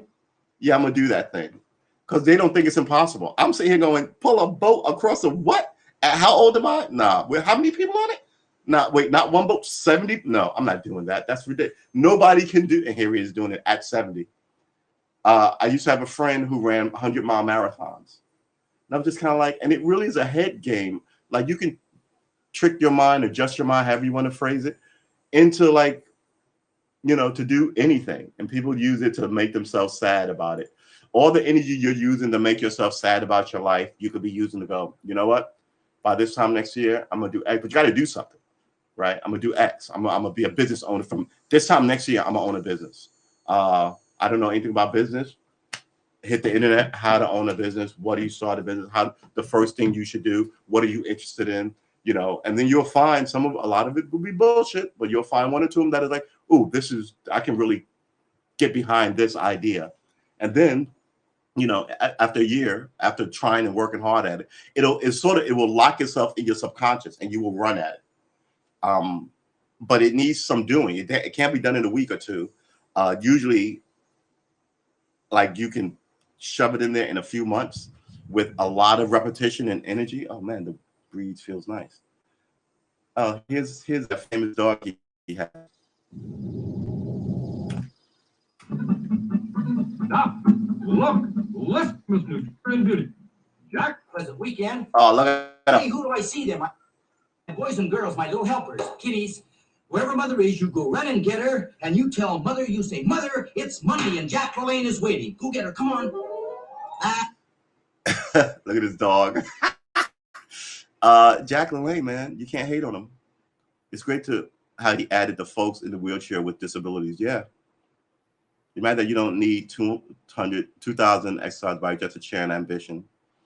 Yeah, all of this was not cardio. All of this was calisthenics, right? It's your body weight. It was push-ups. It was sit-ups. It was lifting your legs high to your chest, right? It was waist spins and back bends. Pulling yourself up that spike thing in high school was you pulling up your body weight, right? Your ability to hold your own body weight. You don't need a $5,000 Peloton bike. That's bullshit. It's just going to end up as a coat rack. What you want to do is work out outside. You want to do it every day and take rainy days off if you want to. But don't bust your ass to exhaustion. He never did that. He worked out everything, worked up a sweat, ate right, and went about his business.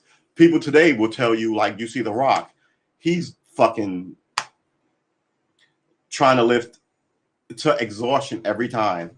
And those guys will eventually get like a blood clot someplace.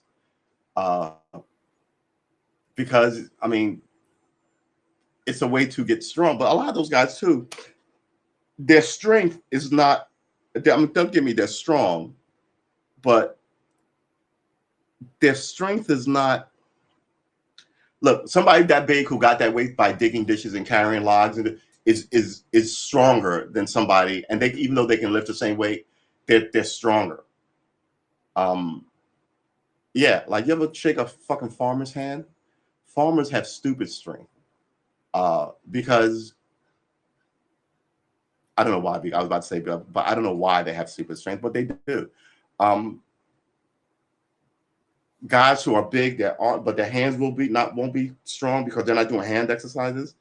But work exercises everything. You're using muscles that you would normally use, not just because they're lifting like this, but you may have to lean over here, pick something up, then hoist it on your back, all those, and you're doing that, all those tiny little muscles that you don't even know how to work, that tie themselves to things, are getting the energy and getting worked out.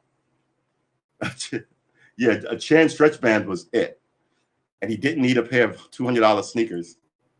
Look at his, he worked jumpsuit and that like ballet slippers, dancer slippers essentially. Because back in the 50s, the only people who wore sneakers were gangsters. Remember, they were called sneakers because you could sneak around in them. But they were originally called tennis shoes. I mean, when I heard, I was like, "What's a tennis shoe?" Because the wealthy who owned them, who did not play tennis, and they will only wear them on the tennis court.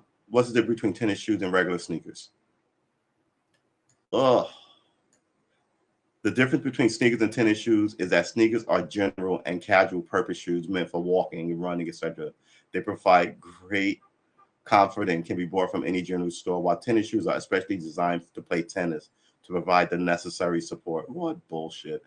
They will always call tennis shoes. Tennis shoes. What do you call it when you look up a word? Tennis shoes. Derivation. Derivation. First rubber sole shoes were developed in the late 18th century England. They were called plimsolls and were far from the tennis shoes we know today. For example, they were all the same. Why do people call them tennis shoes? Now we just call them shoes.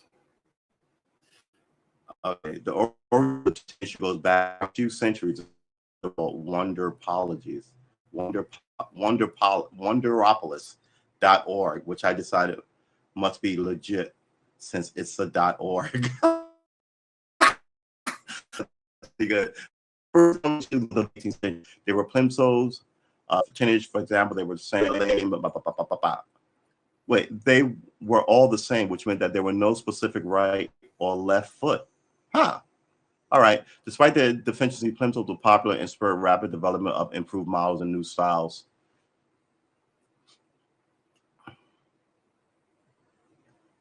Or simply shoe guy myself. Shoes, natural, and sneakers isn't sport specific. It just makes more sense. I'm not going to call one of my favorite pair of shoes I own white cement Air Jordan 3 tennis shoes. They are iconic. The same shoes on Michael Jackson when he won that 1988 dunk contest. Mike's legendary moment did not happen in tennis shoes. If somebody were to approach me, a person wearing these specific Air Jordan, and say, "Nice tennis shoes," I then know that they don't understand the blistering heat residing on my feet. That's also fine. All right, yeah, all right. I can almost tell who wrote this article. Harry Lyles Jr. If you love sneakers so much, why don't you marry him? He's all about how much he loves sneakers. This is the deal. In the 50s and 60s, when people were wearing when people were wearing leather jackets or denim jackets with the collars up, and they had Lee jeans with big cuffs in them like this, they were called tennis shoes then. Somewhere around the 60s, they were called sneakers. Do we even want to look this up?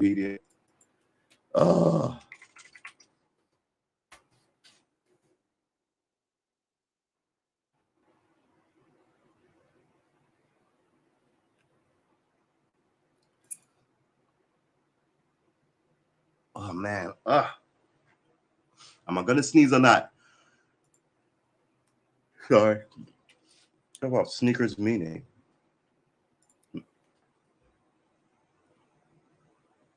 A soft shoe with rubber sole.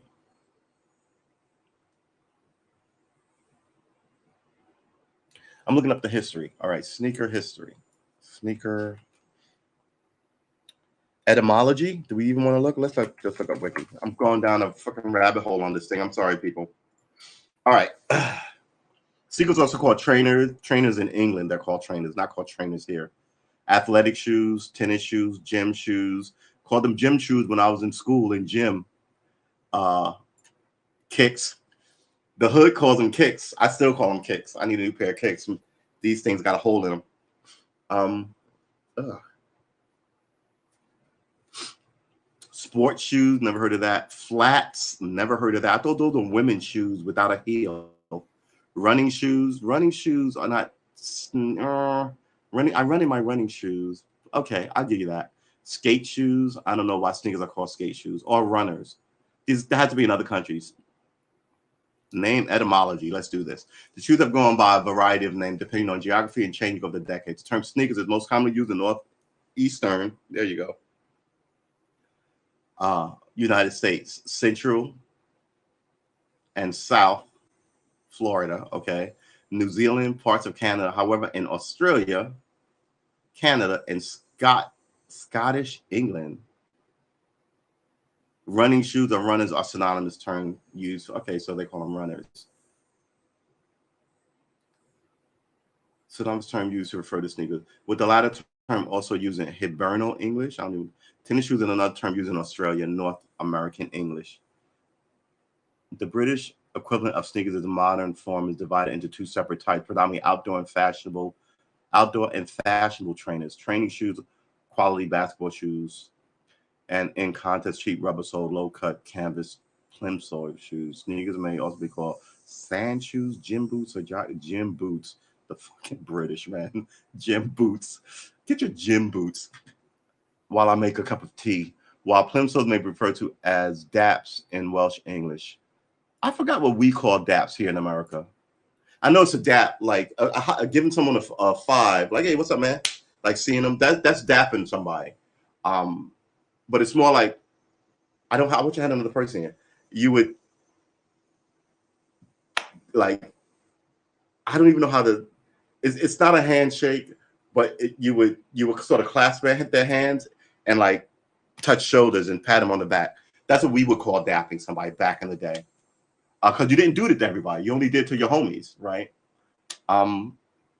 Several times turned to sneaking in South Africa. All right, we're going into South Africa. Plimsoll, history, 1950s. Yeah, I'm looking for the 50s. The Sawa began producing his own sneakers post-war. Okay, post-war. That's where we were. During the 50s, leisure opportunities greatly expanded, and children and adolescents began to wear sneakers as school dress codes relaxed. Sneaker soles rose so high. I remember you couldn't wear sneakers because they were on some gyms with a colored floor because they would scar the wood. Just the pettiness of teachers back then. It's not your floor. Sell the conventional leather shoes leading to fierce advertising war for market in the late 50s and 70s. Jogging for exercise became increasingly popular. Training. Do you want to look up jogging? Companies also started to target some of their products as casual fashion marks. Soon shoes available during the 1990s. All right, yeah, I guess there's not a lot. From the 1975 models to 1998, 285 models to 2012, 3,371 models. The number of sports shoes modeled in the U.S. has grown exponentially. Yeah. Everybody, I said it before, everybody's wearing the same shit all the time, talking about how different they are. If I see everybody wearing something, I don't want to wear it anymore. So when I growing up, that was the problem for me because everybody wanted to wear the cool thing, and I didn't really give a fuck about the cool thing. Well, that's not true. Not all the cool things. I like having a cool pair of sneakers, but that was it.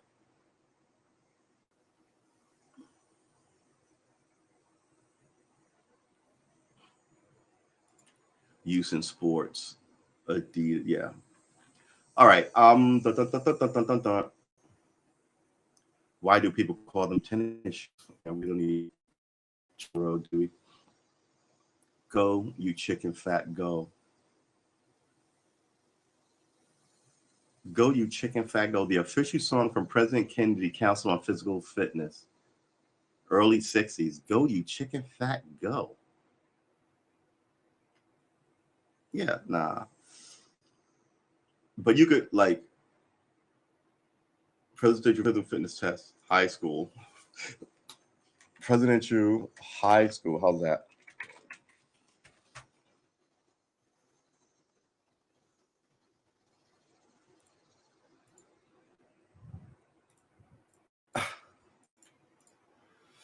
Man. All right. Tim, this down pops over here. This. So this is your standard class of all white kids, but that's fine. Not they you all had those sheets that always fall down on they short, really socks too that would always fall down on our ankle. I remember those socks. Yeah. Yeah, so no one does these things anymore. It's the squishiness of America. Yeah, we all had to do this. No one does this in gyms anymore. You get a whole bunch of people. My picture's gone again. You get a whole bunch of people to do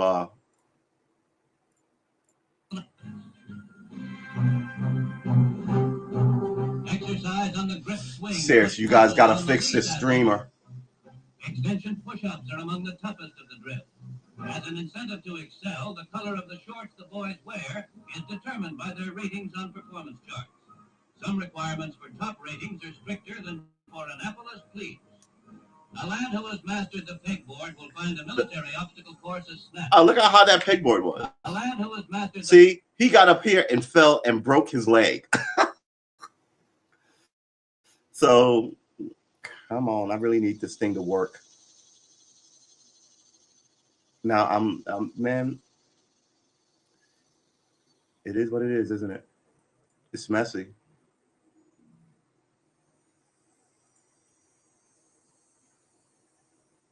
All right.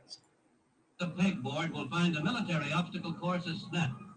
200 schools across the country have adopted La Sierra's program of 15-minute daily competitive exercise. 15 minutes. Yeah, we had to do this, hold, sit on, hold. So you do. I hated those. On a hot day, they wet down the wrestling. Yeah, we didn't do this. The boys at La Sierra are learning that it's not only good sense to get toughened up,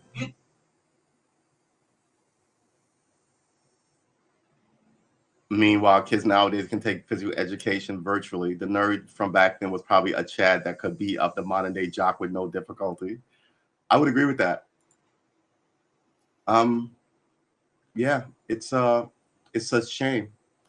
It's one of the I view it as a great weakening of the American male, all this stuff.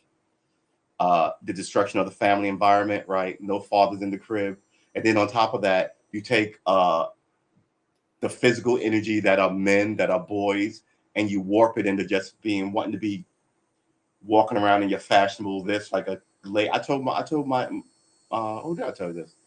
I want to say my nephew, we had this conversation. I'm like, if all you do is shop and buy shoes, how are you not a woman? Right? If not him, but like the culture of things. Everybody got the latest sneakers and the coolest this. You know, I'm like, he's like, this is why he thinks I'm an old guy, and I get it. But some things that went away shouldn't have gone away, and the people who never was taught it don't miss it, right? So you can't go, oh well, working out every day is good for you and it's healthy. They're like, whatever, man, right? Versus growing up in it, watching your elders do it. Now, in order to get it back, they're gonna have to have a moment of. As a society, themselves have to have a moment of, wow, you know, the food is quirky and the food is bad, or maybe come to it themselves. Not everybody all decided to jog in the 70s. Some people picked it up themselves. I need to do something about I'm going to start jogging. And someone to see someone jogging in the neighborhood and go, Jim's jogging. You know, I used to lift weights from school. Maybe I should. And then before you know it, but the healthy culture is dying in America. It really is. Dick's Sporting Goods and all these things, they'll be out of business in like 25 years because people all really think that they're lords of like the man or whatever, and someone else should do it for them. And here's another thing. When I moved out here years ago, my nephew told me about this thing where if you got into it with your neighbor, you and your neighbor could fight in the street. Right? And nobody went to jail. You're both grown adults. One guy falls down, the fight is over. We don't want to hear any more about it, or we're coming back and arrest whoever. All right. Versus no one fights now. Everybody cries for the cops or carries a gun. Like the society is just really goofy. And for you to do the standard work of protecting yourself, you have to go get a cop. I should ready to beat the fuck out of you.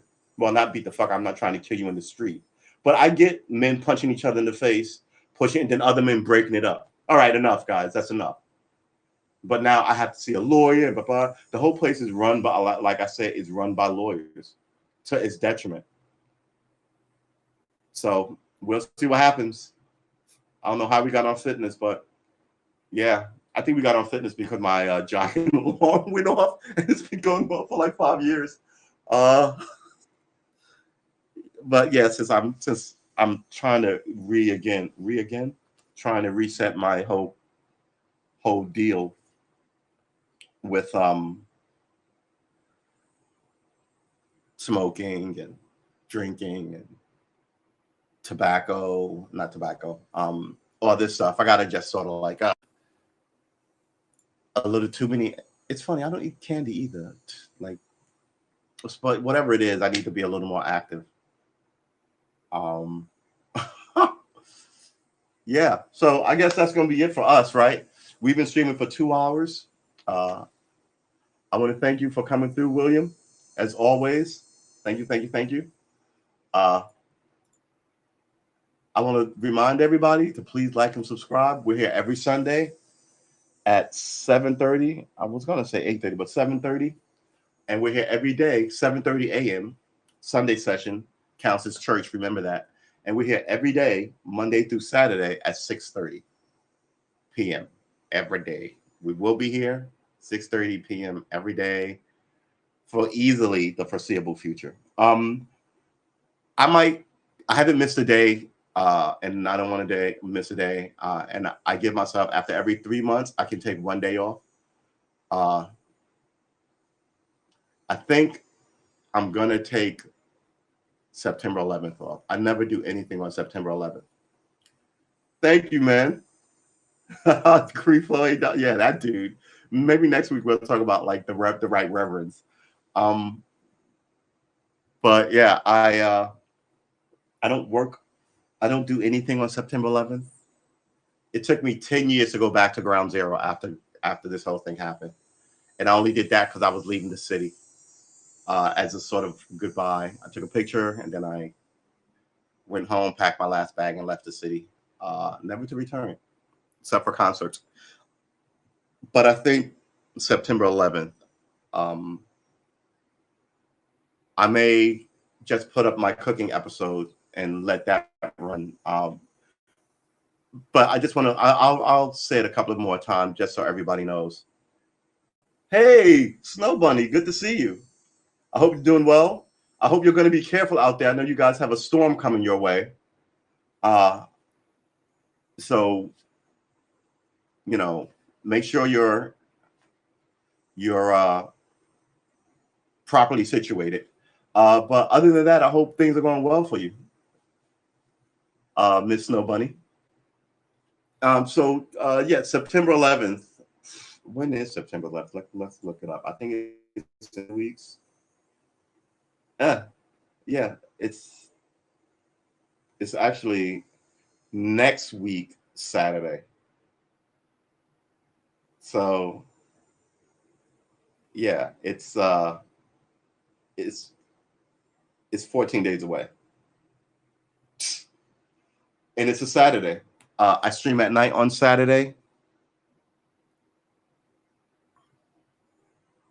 Maybe I should do something for it instead of taking it off and hiding. I don't know, man. September 11th is one of those days. I had nightmares about September 11th for like 8 years before they finally went away. Walking around in buildings and the floor gives way. Walking into families' houses and I hear all these weird, just kind of like, what? And I don't like to take drugs. Oh my God, you had COVID. I'm glad you survived it. But be very careful because I think you can catch it twice. Do you know how you caught it, or was it just a random? Because look, we all have to walk into grocery stores and gas stations. I always have a mask on, but that's not it. The only people I don't have a mask on is my family, and I hate to say it, but I don't know who they talked to, right? They could have talked to somebody at work and they were fine. And then because that's the way the weird cookie crumbles with this thing. Um, man, I hope you're okay. Are you fully? Oh, you're getting over it. Oh wow, yeah. Once it gets in the house, everybody, and I guess that's the best way for anything. Once it gets in the house, try and give it to everybody in the house. That way, I'll tell you a story about just. I think it was the flu. So I have a big family. I grew up in a big family. My mom, my dad, my brother, my sister, my brother, my sister, and me. Uh, and one year, I want to say about August or September, my little sister got a cold, got the flu or a cold, whatever. And then she had it for like a week or two. And then my mother got it, and then she gave it to my dad. My mother had it for like a week or two. And then my dad got it sort of just about the time she got it, maybe a week after. And then my brother got it, and then I got it, and then I gave it to my little brother. And then my little sister caught something else. So it stayed in our house for like the whole winter season. And I think we finally got over being sick. Like after the new year, I think my sister Pearl was like, "This is the first time none of us have been sneezing." And like, yeah, we were like, "Yeah," but it took like 3 months to work itself out of our family, out of out of the house. Literally like 3 months. Somebody would get it. Somebody would have it for 2 weeks. Almost immediately give it to somebody else, or we think they would die down and nobody would have anything for like a week. People would be recovering, and then a week or two later, somebody else would get it, and then give it to someone in the family. So it's just better to get it all over with now. Bring everybody in.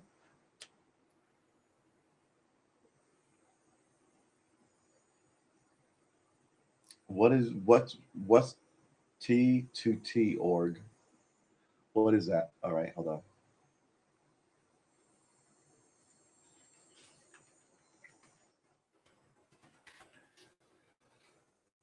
I'm really worried of COVID at this age.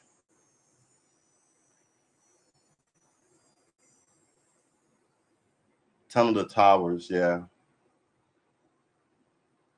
This is another thing that I'm not crazy about. I think instead of helping a lot of people who need help, they've monetized it. And when you go, what the ever, they use guilt on you to keep monetizing it. Tunnel to Towers 5K run, Myrtle Beach. 9/11 Never Forget Mobile Exhibition, United States Army Heritage and Education Center. Never Forget Mobile Exhibition, United States Army Heritage Center. All right. I don't know, man. America is so greedy for cash. When I see this, I instantly like $11 per month pledge. Help support our veterans. This is the money grab I'm talking about. Our veterans don't need cash. You know how much we give the fucking Pentagon to look after these guys? No one should be going in their pocket to give American veterans a nickel. What you should be is like, why don't you should all be on the phone at the Pentagon going, why don't you take care of these fucking guys? So all these other people running side charities, it's always a money grab. It really is. The Pentagon and agencies that work with the Pentagon for these men and women should be held to account to make sure they do the right thing. That scandal that they had at the famous hospital for military vets in DC that the president goes to, and people were dying there and they were stacking people. I'm like, what? And then that's how high they go up. No one is held accountable. What is the name of that hospital? Yeah, I would agree with that wholeheartedly. I think the Pentagon has a lot of questions to ask to answer to the common person. I really do, and I don't want to. I never try. I never want to shade the men and women in uniform. But that doesn't mean you can't ask questions about thank you, Walter Reed Hospital. The Walter Reed scandal was like, you have all this. What happens to the money? You know what happens to the money? Incompetence. You just gave ISIS all these guns and tanks. And did you see the thing that they found a helicopter and they tried to move it but couldn't fly it? Because you just can't sit in the helicopter and fly it. How Taliban finds a helicopter. Yes, so we don't want to throw shade at the men and women who do the deed, but you want to make sure that the people who are looking after them are absolutely looking after them. And the money isn't finding its way to uh, boat trips and big dinners and golf outings for the generals and a nicer, swankier ride and car. And ooh, we need to rehash the pool in this officers club. I remember as a kid, there was a scandal where the Pentagon bought toilets, like $600 for a toilet seat. And I was like, I didn't know how much a toilet seat cost. I must have been like 10 or 12. But I was like, that seems like a lot. And my father was like, that seems like a lot. He just burst out laughing. And I was like, that told me, yeah, it was definitely a lot. Then you wonder why no one is held accountable. A video circle on social media appears to show a U.S.-made UH-60 Black Hawk helicopter taxiing at Kandahar. Taliban captured. Important to note that it's taxiing, not flying. Taliban captured an Air Force UH-60 Black Hawk at Kandahar. You know what? What happened to just blowing the important to know it's only shown taxiing, not flying? They will give this shit to the Russians. What is wrong with you? It's not that simple. You're supposed to blow all this shit up. This is, oh my God, the amount of fucking incompetence at the high echelons is why we're in a shit show now. No, they'll just give it to or sell it to or make a deal for it with one of our enemies who do know how to fly helicopters. We lost a drone in Iraq, and I'm sure that drone, not in Iraq. Where did we lose it? We lost it in not Syria. No, it was Iraq. These things just self-detonate or explode or take some, it just, yeah, exactly. They were in there yesterday, not yesterday. They were in there like last week with a photo op of that, the China-Afghanistan relationship. Man, that is some spelling. Woo! I ought to go back to third grade. Relationship.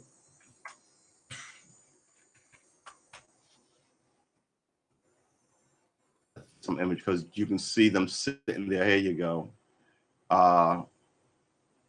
This is the old stuff. I'm talking about after the fall.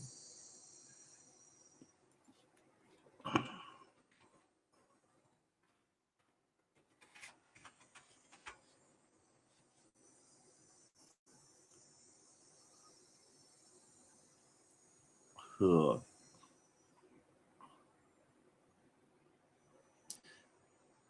Where is that picture?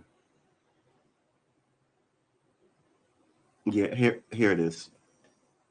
The Chinese will. We should not be doing. We should get nothing that we need from the Chinese.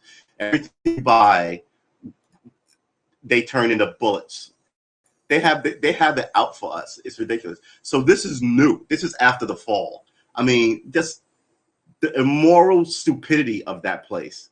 I'm talking about people who do anything for money, godless people who do anything for money. This is what they're playing on us because they learned it from us. The godless West who will do anything for money. Now here they are. They don't care about these dead girls, these assassinated. They killed a comedian yesterday, day before yesterday. A comedian. It's the paranoid bullshit that Bill Maher thought Donald Trump was going to do to him. I'm not a fan of Bill Maher anymore. Look at this nonsense. But they're killing Muslims in China. So I don't know how long this is going to last. The Chinese are killing Uyghurs who are Muslims. Uyghurs. With a W, people. W-I-I. No, not Uyghurs. Is it W-E-I? E-I? Oh, Lord. How about Chinese Muslims? Oh, there you go. Uyghurs. U-Y-G. Uyghur. H-E-U-R. Oh, you Uyghurs. Alternatively spelled Uighurs or Uygurs or Uigur. Okay, I don't feel so bad. You got 9 ways to spell it. A Turkic ethnic group originating from the cultural affiliated general region of Central and East Asia.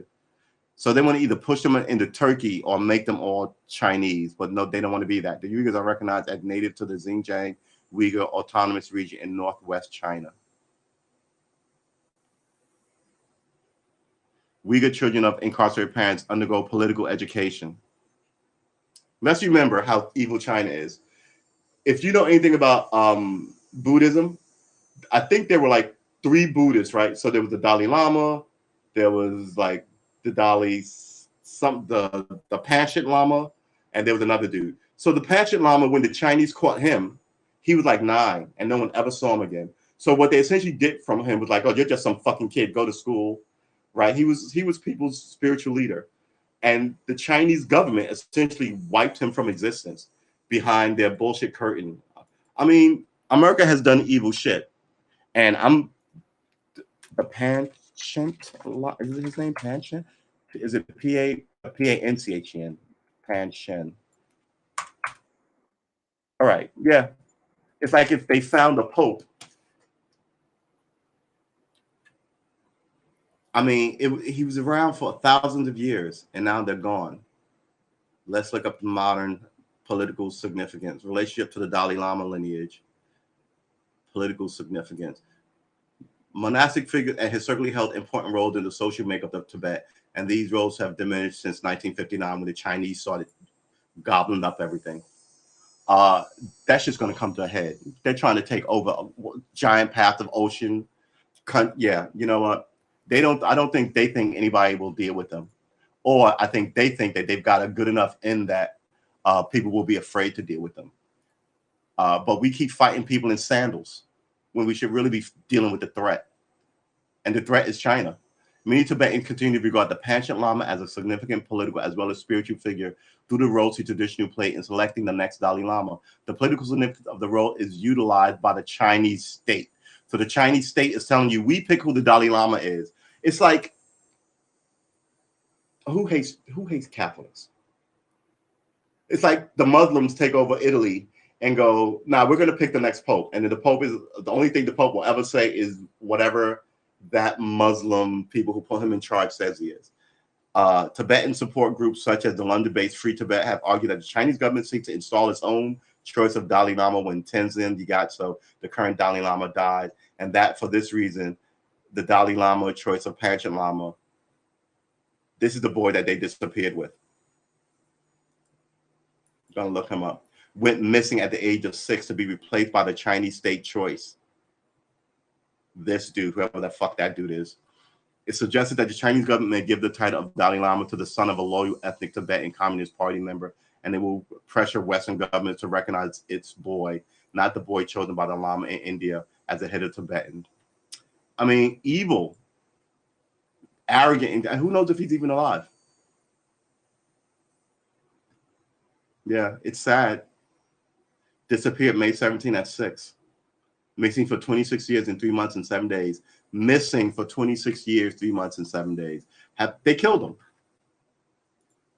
And we let them make our iPhones and our fucking guitars. It's outrageous. There are people in the American government who should be arrested for dealing with the Chinese. They really should be up here to show Taliban operating. They're not going to operate. They can't fly. They're just going to sell it to the Russians, who are going to take it apart. It's just Taliban with their new army gear. Look, America gave the Taliban more shit than this. This tie is about to fall off. But here's the thing. This shit is not good forever. These trucks will be no good in 10 years, 15 years, right? They'll be trash. That helicopter won't be any good, likely in the same amount of time, but they'll beat it because there's maintenance to these things that they won't be doing. But that's why my thing is they're just going to sell it. Look at these guys. Now you think when they show up that they're the government, and they're not. When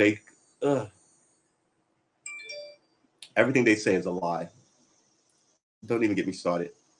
Yeah, we need. I see faults in all of this shit, and I think we need serious people at top serious. And I think the only thing they ever want to do is make money and sell you out. Remember the governor of New York who got involved in that sex scandal? How hard they tried to rehabilitate his image. They put him on TV show after TV show after TV show as a host, right? And people would not stop saying snarky shit in comments and chats and a couple of people said it to his face on their show, right? My position is this: you get caught, you should be gone. Clear the room for somebody else. You get caught being a racist, you should be gone. Feeding on women, you should be gone. It never happens because there's always somebody political and they have a following, and it's just bullshit. It really is just bullshit. I really do think that Joe Biden is fucking incompetent. He's either incompetent or he's too old and taking advice from somebody else. Because we're 6 months in and this whole thing is a shit show. What is his approval rating? I think it's like 48. Presidential approval. Good Lord, man. What is that? Presidential approval ratings. Biden's declining approval rate is not just about Afghanistan. No. Presidential approval rating, Joe Biden, the Gallup, yeah. At the same time,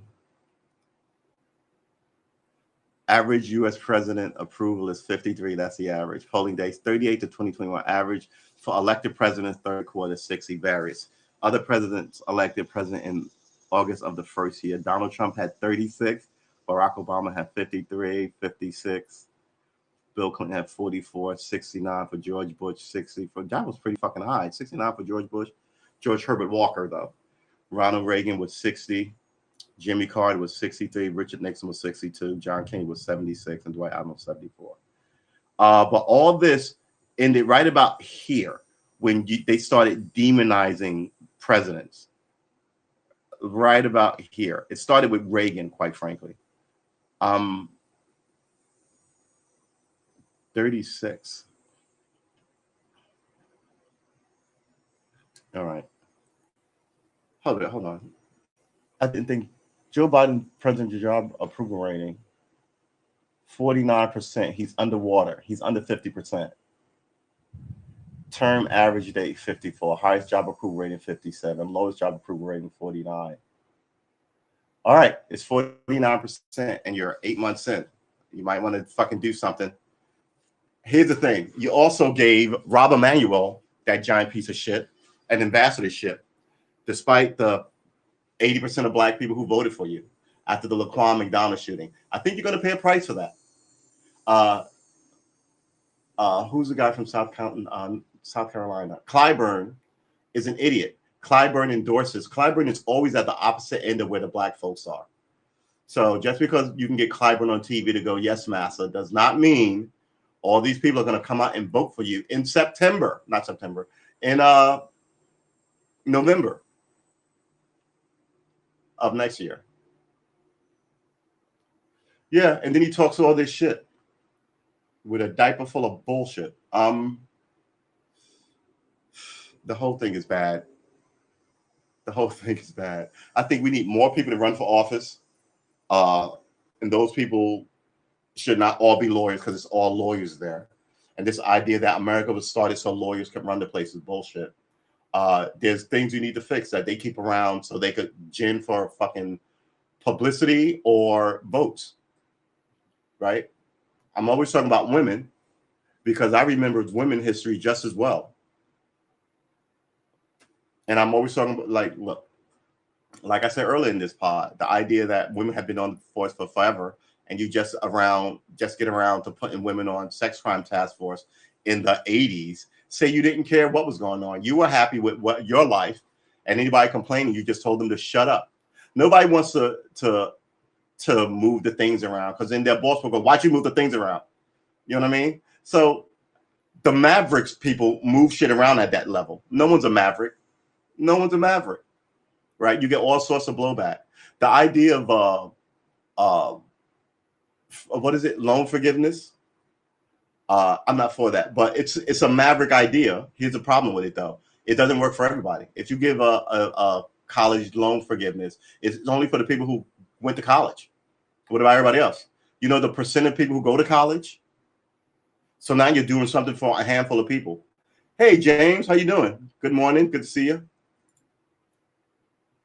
I think Susan Rice is making a ton of money sitting at the Stanford campus talking shit. Mind you, they've all been in politics. So now what they all need to do is hold up their administration as a good administration because it reflects on them, right? If your administration, let's say, lost Maine to the Canadians, right? And lost Hawaii to like now you're 48 states. You would have to talk real big, yeah, buts, and despite we managed to do this good thing, in like what you're doing is you're feeding a mountain of crap to people when people can obviously see the mountain of crap on your spoon. Thanks, man. So yeah, the military should definitely be looking after the military people, and you shouldn't need things like run through the tunnels for 9/11 to raise money for military people. And they're not even saying this military guy who needs this done. They're just, it's a blanket military kind of, and then no one ever looks back and goes, hey, how much money did they? No, they always say how much they raised, but they never tell you where it went. So yeah, if you're raising that money to get Bob, who lost his legs in Afghanistan, a ramp accessible house, I totally get it. If you're helping a woman whose husband died there, we're going to give her a bunch of money to put her kids through school. Okay, I totally get it. But that's not what they're doing. They're just perpetually raising money and perpetually raising money. And it's a problem for me. Thank you, James, man. It's super ridiculous. And for people like me who don't have any military service, go, this all seems weird. They didn't gaslight you. You're a socialist. You're anti this. And quite frankly, they don't know what you are. But you're a common sense person. You know a bad idea when you see one. You know throwing good money after bad, as they used to say. Are we still doing that? Are we still fighting war in Afghanistan? Why don't we leave? People have been talking about leaving Afghanistan for like 10 years, right? And then you've been talking about it so long, you finally leave it and you botch it like this? Yeah, somebody really, really, really needs to. Woo, thanks, James, man. I really appreciate this. Somebody really needs to talk, have a long, and you know what happened to what happened to those like open hearings about this, right? But the people can't ever say anything. In a land that's supposed to be run by the people never get to fucking say anything on Capitol Hill at all, ever. Yeah, so thanks, man. So I totally believe that America is due because, like I said, everybody's unhappy. The January 6th thing, you shouldn't just look at as crazy Republican conservatives. You can look everywhere else. So they're still rioting in Oregon, right? They've been doing that, and nobody talks about it anymore. Why haven't the cops put that down? Or Oregon protests, they're still doing it. Look at this. USA Today. When was this? July 20. This is last year. But this is still on this year. News. Let's put it Oregon protest news. This will be new. 100 protests Washington governor ends the vaccine mandate. But Portland officials and progressive unite to oppose far-right protests. I mean, what is 3 days ago? Portland gunfight fuels alarm over growing use of weapons at rallies. Yeah, why are you letting people take guns to a fucking peaceful rally? I said this 2 months ago. And I'm like, yeah, not everybody's going to bring a gun to a rally because fuck you if you're going to kill me dead. Susan Rice, director of United States Domestic Policy Council. I don't even know what that's supposed to mean. Ooh, thanks, James, man. Ooh, you are being super kind to me today in the chat. I totally appreciate it. I'm gonna go ahead and take a second and like all of these. You should be able to like things more than once, right? You should be able to put 2 things up there, but you can't.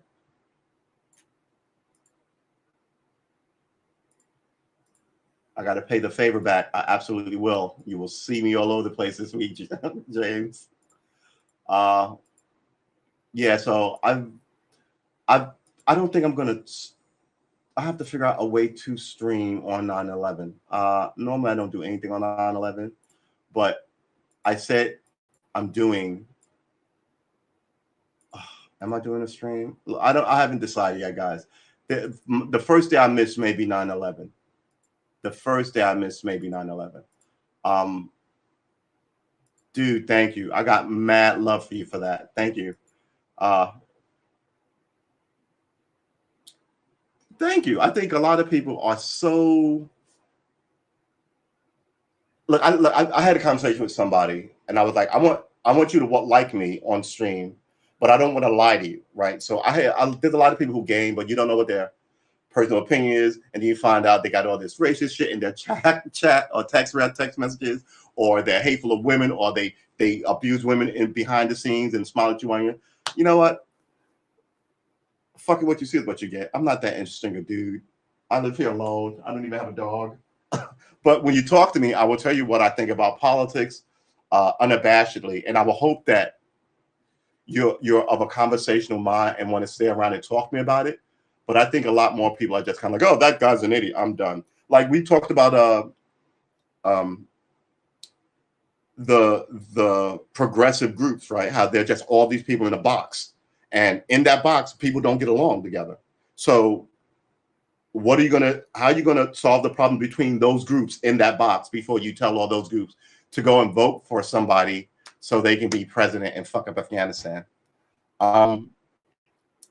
It's I have no idea. So yeah, I think the military, the people at the top have been put there by these glad handers in Congress and the Senate. And maybe it sounds bad to say, maybe those generals aren't the best people who you made generals, right? See what I'm saying? Because they're beholding to shitty politicians, quite frankly. And people go, well, no, you're never supposed to criticize the military. The military is just great as they are. You go, yeah, then that puts a gilded cage around the military, and then no one will ask anything. That guy went to Iraq and killed that girl's family, raped her, and then killed her. And then Donald Trump pardoned him. And I'm like, what how did it's, I mean, you have to criticize it, because if no one cared that dude did that, in 10 years he'd be a lieutenant colonel with this in his background, right? It's just, and then you did it in uniform, and it does play on our flag and the people and what the people believe. I don't recall any other Western army doing anything like that in Iraq. However, the UN did go to Haiti and rape all those women. They sent so yeah, they just want to sit there and become Congress people, right? The idea that you serve and then you slip away into the, become a professor, right? But then the longer you're in the military, I'm just saying this from what I noticed, and I could be wrong. Once you're in the military a long time, you kind of think you know more than the average civilian walking around. And that could be a problem with you being a high school professor or this, that, or the other thing. I think they should definitely get the prime positions coming out of the military because they serve so long. But while they're in there, you should make sure that they are exactly what the military tells us all our military personnel are. They're not these, and now you got a giant race problem that you never addressed, right? So I don't know. You're throwing people out of these West Point for racist nonsense, throwing people out the Air Force Academy in Colorado for racist nonsense. I mean, you're taking politicians' kids. We looked this up yesterday, right? William, they took Bo Biden at 45 into the military as a second lieutenant, and his father swore him in. He got 2 deferments. He got an age deferment and a drug deferment because he was a drug addict. So he got 2 deferments. Then his father swears him in the White House Rose Room, not Rose Room, And then a month later, they kick him out because Hunter. A month later, they kick him out because he tests positive for cocaine, and his bullshit excuse is, I borrowed a cigarette from somebody, and they must have put it in the cigarette, but I didn't fight it because I knew no one would believe me with my history. Really, really. Whenever I hear this, I go, somebody put drugs in your cigarette. You know how expensive drugs are, and the idea that they're just laying giant packets of drugs at these people's houses, someone must have planned it. It's like, if I wanted to get you thrown out of the military, I could have just spiked it with weed, right? Weed is cheaper than cocaine. And I'm an ex-smoker, who doesn't realize there's something different about this cigarette? So yeah, he was just a rich kid, crackhead, knucklehead. Yeah, exactly. Exactly. Some other crackhead is giving you free crack. Think about that. That doesn't make any sense. And then here we are during the presidential run. He's still the same character, the same knucklehead character. Tell me how they can give the Taliban a list of yes, that we're going to talk about that before we do. The idea of we spoke about this day before yesterday when I heard it. How is that not now a hand-delivered kill list to these people? And everybody's not getting out. It's so bad. This is beyond botched. And I don't know if it's, first of all, I don't like recalls or impeachments, because I think it's a political run to undo the will of the voting public. But having said that, they're there for a reason, right? And they have to figure out a better way so they can't be used by other politicians, but the people can get their say. Because I think political, what are those called? What the people who give you money, PACs, these PACs are orchestrating a lot of this shit, which is also, in my opinion, treasonous. Just like making it harder for people's right to vote is also, in my opinion, a treasonous occurrence. So you give all these people at the top, which are bad judgment, you put all these names, and mind you, the president was saying yesterday, not the president, the Pentagon was saying yesterday, it's dangerous at the airport. Americans don't come to the airport. Where am I supposed to fucking go? How am I supposed to get out of here? Are you coming to get me? I'm supposed to hunker down for another 3 days and then do what? Walk back?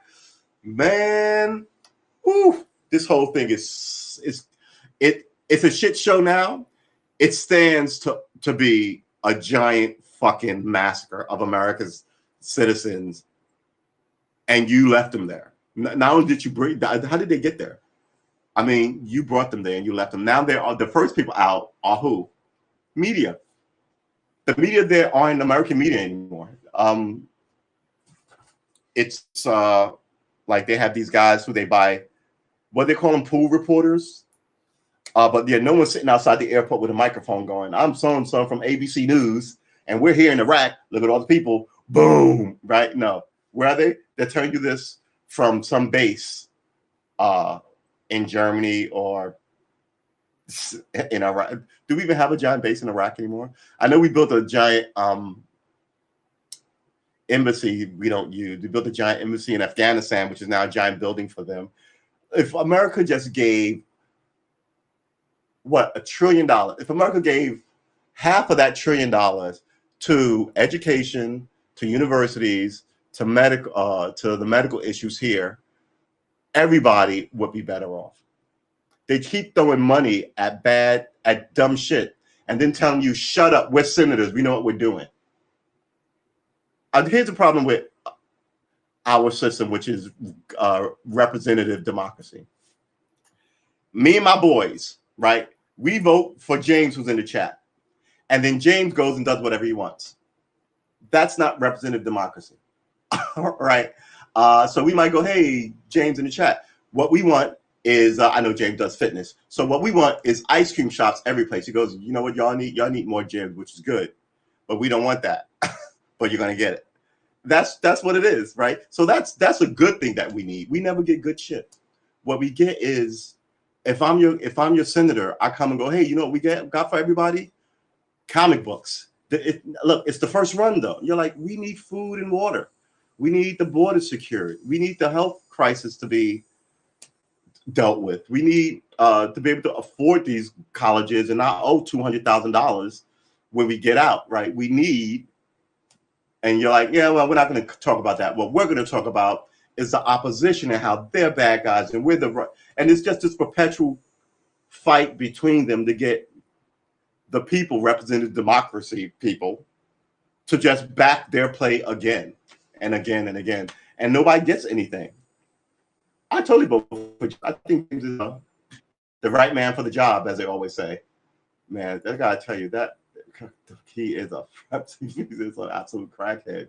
That Joe Biden, and the thing about it is, his father was throwing people in jail for this, and the vice president was throwing people in jail for weed in California. Meanwhile, here's Joe Biden laid out with all sorts of prostitutes and hookers, and no one, I mean, he's above being arrested.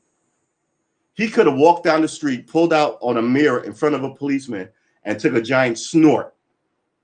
And when they got him back to the precinct, the Secret Service of whatever division in New York or wherever he was, California, or there's one in every state, Montana, Montreal, not Montreal, Montana, Maine, wherever they were, they would have took him. Yeah, this is a federal thing now. We're taking this and all the paperwork. And then they would have ditched it. Look, I'm for perks of the job, but not corruption. And that's corruption. So my whole thing is perks of the job. If you're a cop and you walk into a place, they want to give you a cup of coffee. In New York, you can't take a cup of coffee. It's considered corruption. You know why? Because they used to give you corruption. Someone go, yeah, give me, and I want a sandwich. The arrogance of people, right? So now you can't even have a cup of coffee, which makes sense. But I don't see the problem with given, especially on those cold days. Between you and the wallpaper, I've taken a cup of coffee from the bodega dude to warm myself up hot tea. Thank you, man. I really appreciate it. Right? But that's not. They'll start with a cup of coffee, and then they'll want a sandwich, then they'll want something in the till, and before you know it, I mean, they're people, right? You used to be able to pay your fine at the police precinct, then the money went missing. Now you have to pay it through all these, not because you change the rules because of bad behavior. And then you change a lot of rules in New York essentially for bad behavior, but no one ever said this bad behavior. Brian trying to compare his oldest son cancer to the death of 13 Marines. Yeah, well, that's bullshit. Yeah. I mean, I think one son was a winner and one son was a loser. And now he's trying to have you go. It's like I always say, they want your emotional content. They want you to go, oh, the president, oh, and I never do that. I'm always like, brass tacks in this shit. This is bad. Why do we do it? Where's the money? Right? These are versus where's the money? Oh, his son died. Oh, Joe Biden. I'm gonna vote for him again. And this is what they want. They also want to work opposite. They want you to hate people. They won't go hate him. But this whole vibe of the insurrection, the riot, better claim on January 6th was a riot, right? You're telling people everybody's a communist or a socialist at these marches when these marches are for the police killing people who should have been killed. So you're essentially saying these people who don't like being killed are the problem. Who don't like being mistreated are the problem. And I'm going to show up there with my gun because them not allowing the cops to kill people is ruining America. When you really think about it, that's what you're saying. And then you go back to your church. And a lot of this, like I said, Dylan Ruth was not an old racist from like the 50s. He wasn't even 20, right? He was 20, if anything. I mean, it's just you keep making these people and then taking advantage of the people you make to stay in Congress. I would totally vote for James. Yeah. Biden, yeah. Boo on Biden for this one. Yeah, I wish there was a thumbs down for that comment because boo on Biden. You would make a great teacher in school on politics and history. Yeah, I think once I got in there and said the first thing, they'd be like, all right, we are pulling him out of the classroom and now he's administrative because my kid, what'll happen is you'll tell 30 kids in a class, I'm always going in about how this group doesn't get along with that group and why. Once I said that, and one of those kids are in that group, they go home, tell their parents, they threaten lawsuits, blah, blah, blah, blah, and then the media's showing up, and the media rarely ever wants the story. They just want something to talk about. We have way too many media outlets, far too many media outlets talking shit. And if they were real, you'd have known all this stuff that keeps coming out. All of a sudden, you know about Cuomo's how he treats women, but you didn't know this 10 years ago. I knew it. I knew how he treated his first wife. Right? That wasn't even the news page. That was in the gossip pages. What an asshole he was to his first wife. But you didn't know it. But these are the same people who come and tell you the Central Park jogger case. You know, they were out wilding. Right? There was stuff like they painted it like savage animals. Right? And then years later, when it's found out that they didn't do it, and then the paper takes this approach of, oh man, a horrible thing was done to those boys. I'm like, you were sitting here with the rah, helping do them in.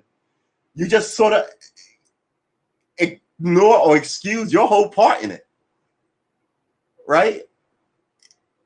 We would not have these problems if the modern media actually followed real stories. Wow, this cop is corrupt and he's eventually going to kill somebody. We looked into the cop with the worst records, right? Before they kill anybody, and then put them on TV, and all of a sudden people have to talk about it, versus waiting till someone dies, and then waiting for another trial of the century or whatever, waiting for this celebrity to show her hoo-ha as she gets out of a car, and then you can talk about whether she's mentally fit or not. And by the way, I think Britney Spears is fucking crazy. She's been crazy for a minute, and then you stick her in Vegas to make money for you, right? So did you really care about her mental health, or didn't you? No, you cared about money. So she shouldn't have been in Vegas, right? And this goes back to, and by the way, here's the thing about that famous picture of her getting out that limo without panties on scene. Why is your camera that low on that woman? There's that too, news media. So don't get it wrong. I like a naked lady as much as the next guy, but I'm not for sort of this sinister shit, sneaking around, taking photos of people in their most vulnerable, or when they think they're, well, if you're naked on a nude beach and you're famous, that's on you. They can take the picture. But some of these resorts where you can be naked, but nobody's supposed to be there but you, and then you sneak somebody in with a camera, that's bullshit, right? It's all, I liked her. She's a young woman who came from the bottom. You got to give it to her. But now she should be allowed to enjoy her success and not be labeled a crazy person, so other people can handle her money, right? And if she is crazy, let her be crazy with her money. There's a lot of crazy people with money. Why? You know what I'm saying? Why can't she be, you know, like Paris Hilton, who I would consider nuts? But, you know, she's got money. She can travel the world. She can go away and do whatever and say whatever and show whatever. Why is Britney Spears different? You let her have children. She's got 3 kids, right? Why is she different? Her kids aren't in homes. I mean, look, if you wanted crazy people, you should have dealt with the Jacksons. I mean, they totally broke Michael Jackson for money, right? He never had a childhood. I feel bad for Michael Jackson. I love his music. I totally get the fast, but at the same time, I think he's a tragic tale, right? He didn't get to go out and play kickball with his friends. His only friends were his brothers. You know how boring that gets and how fast that gets boring? And then now he's crazy, and his kids seem to be not well either, in my opinion, because they're raised by the same crazy women who made the original, right? They took the kids and gave them to the 80-year-old grandmother. All right. I guess in your wisdom, you know what the frick is going on here. Oh, yeah. I'm into like that. But yeah, man. Maybe she just, look, here's the thing. Britney Spears has been a working actress since she was like 7, right? So I'm pretty sure she didn't get an education. They always put you in like a class with the other acting kids. And I'm pretty sure they all got A's, right? But if you sat down with one of them, I doubt if they knew who the first president was, and we all know that, right? And that's it. I mean, it's She's more of a beast of burden than anything else. And she keeps her publicist a millionaire, excuse me, her agent a millionaire, her they always got 5 people who take care of them. So you get a publicist, you get an agent, you get a manager, you get oh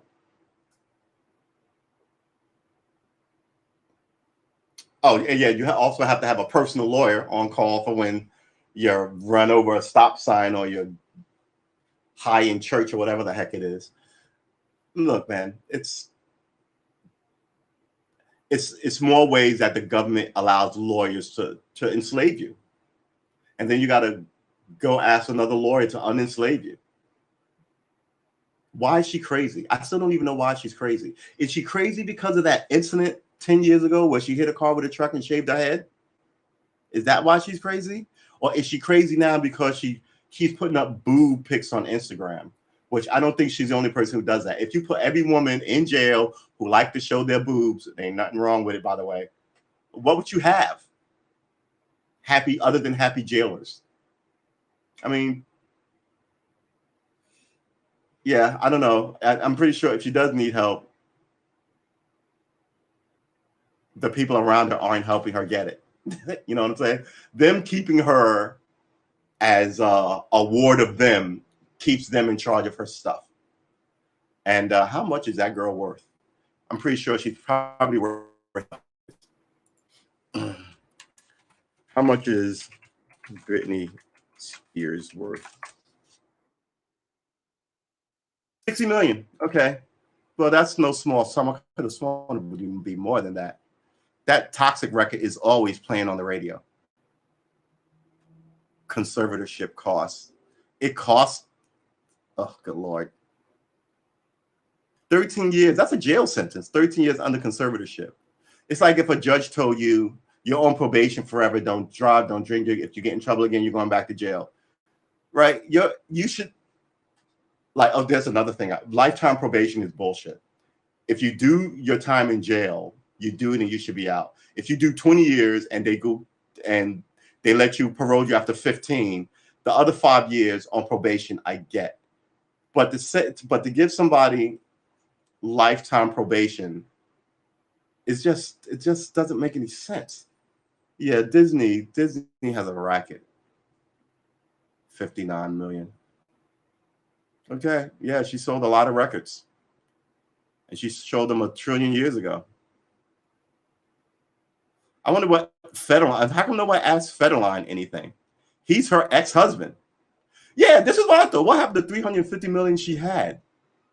Now it's 50.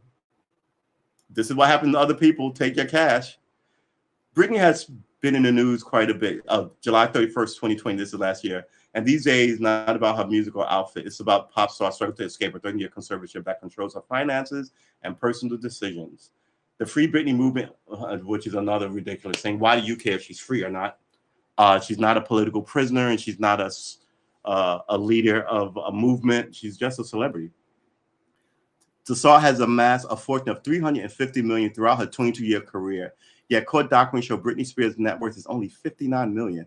There's no explanation for the comparative low net worth, especially taking into account her various income streams. Britney Spears earned $100 million from her 4-year residency alone. So the 2019 conservatorship document finally has left fans baffled about the discrepancies in her net worth. Yeah, people need to go to jail. It's obviously theft, and it's theft of a lot of money. While we all made financial mistakes in our 20s, Britney has a team of professionals. That's the thing. She doesn't do it at herself with her marble notebook and her big pen at her kitchen table. Let's put this up larger. Britney Spears has a team of professionals looking after her money. So why did Britney Spears' $350 million fortune drop to 59? We'll take a look at the numbers and what may have contributed to the decline. Yeah, we know how she made a fortune. She sold $350 million worth of records. How much Britney Spears earned from her album sales? 25, 29, 6, 3.14, 800,000. Britney Jean, 276. Gloria, 155,000. Really.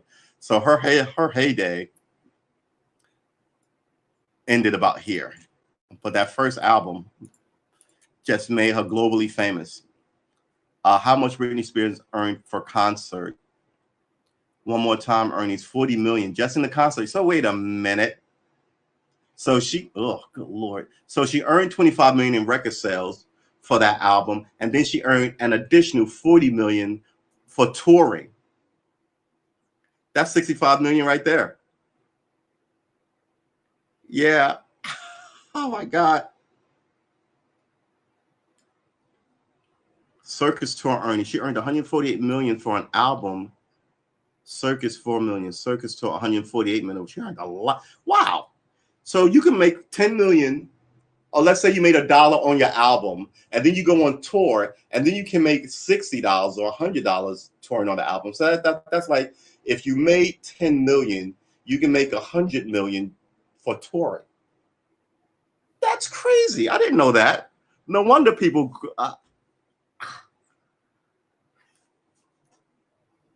Can more people see you tour than buy your album? I don't think so. That's amazing. Why is that a thing?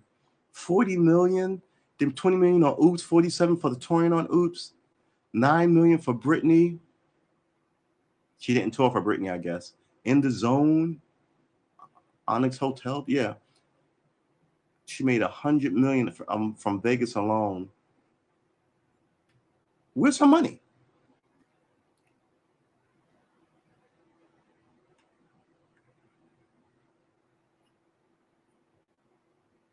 Products place. Yeah, we know. Spears' humble beginnings. Now we know. Oh, that's the house she grew up in. That is a nice looking house. Someone had to mow the lawn of that bitch. Yeah, I want to know what happened to the money.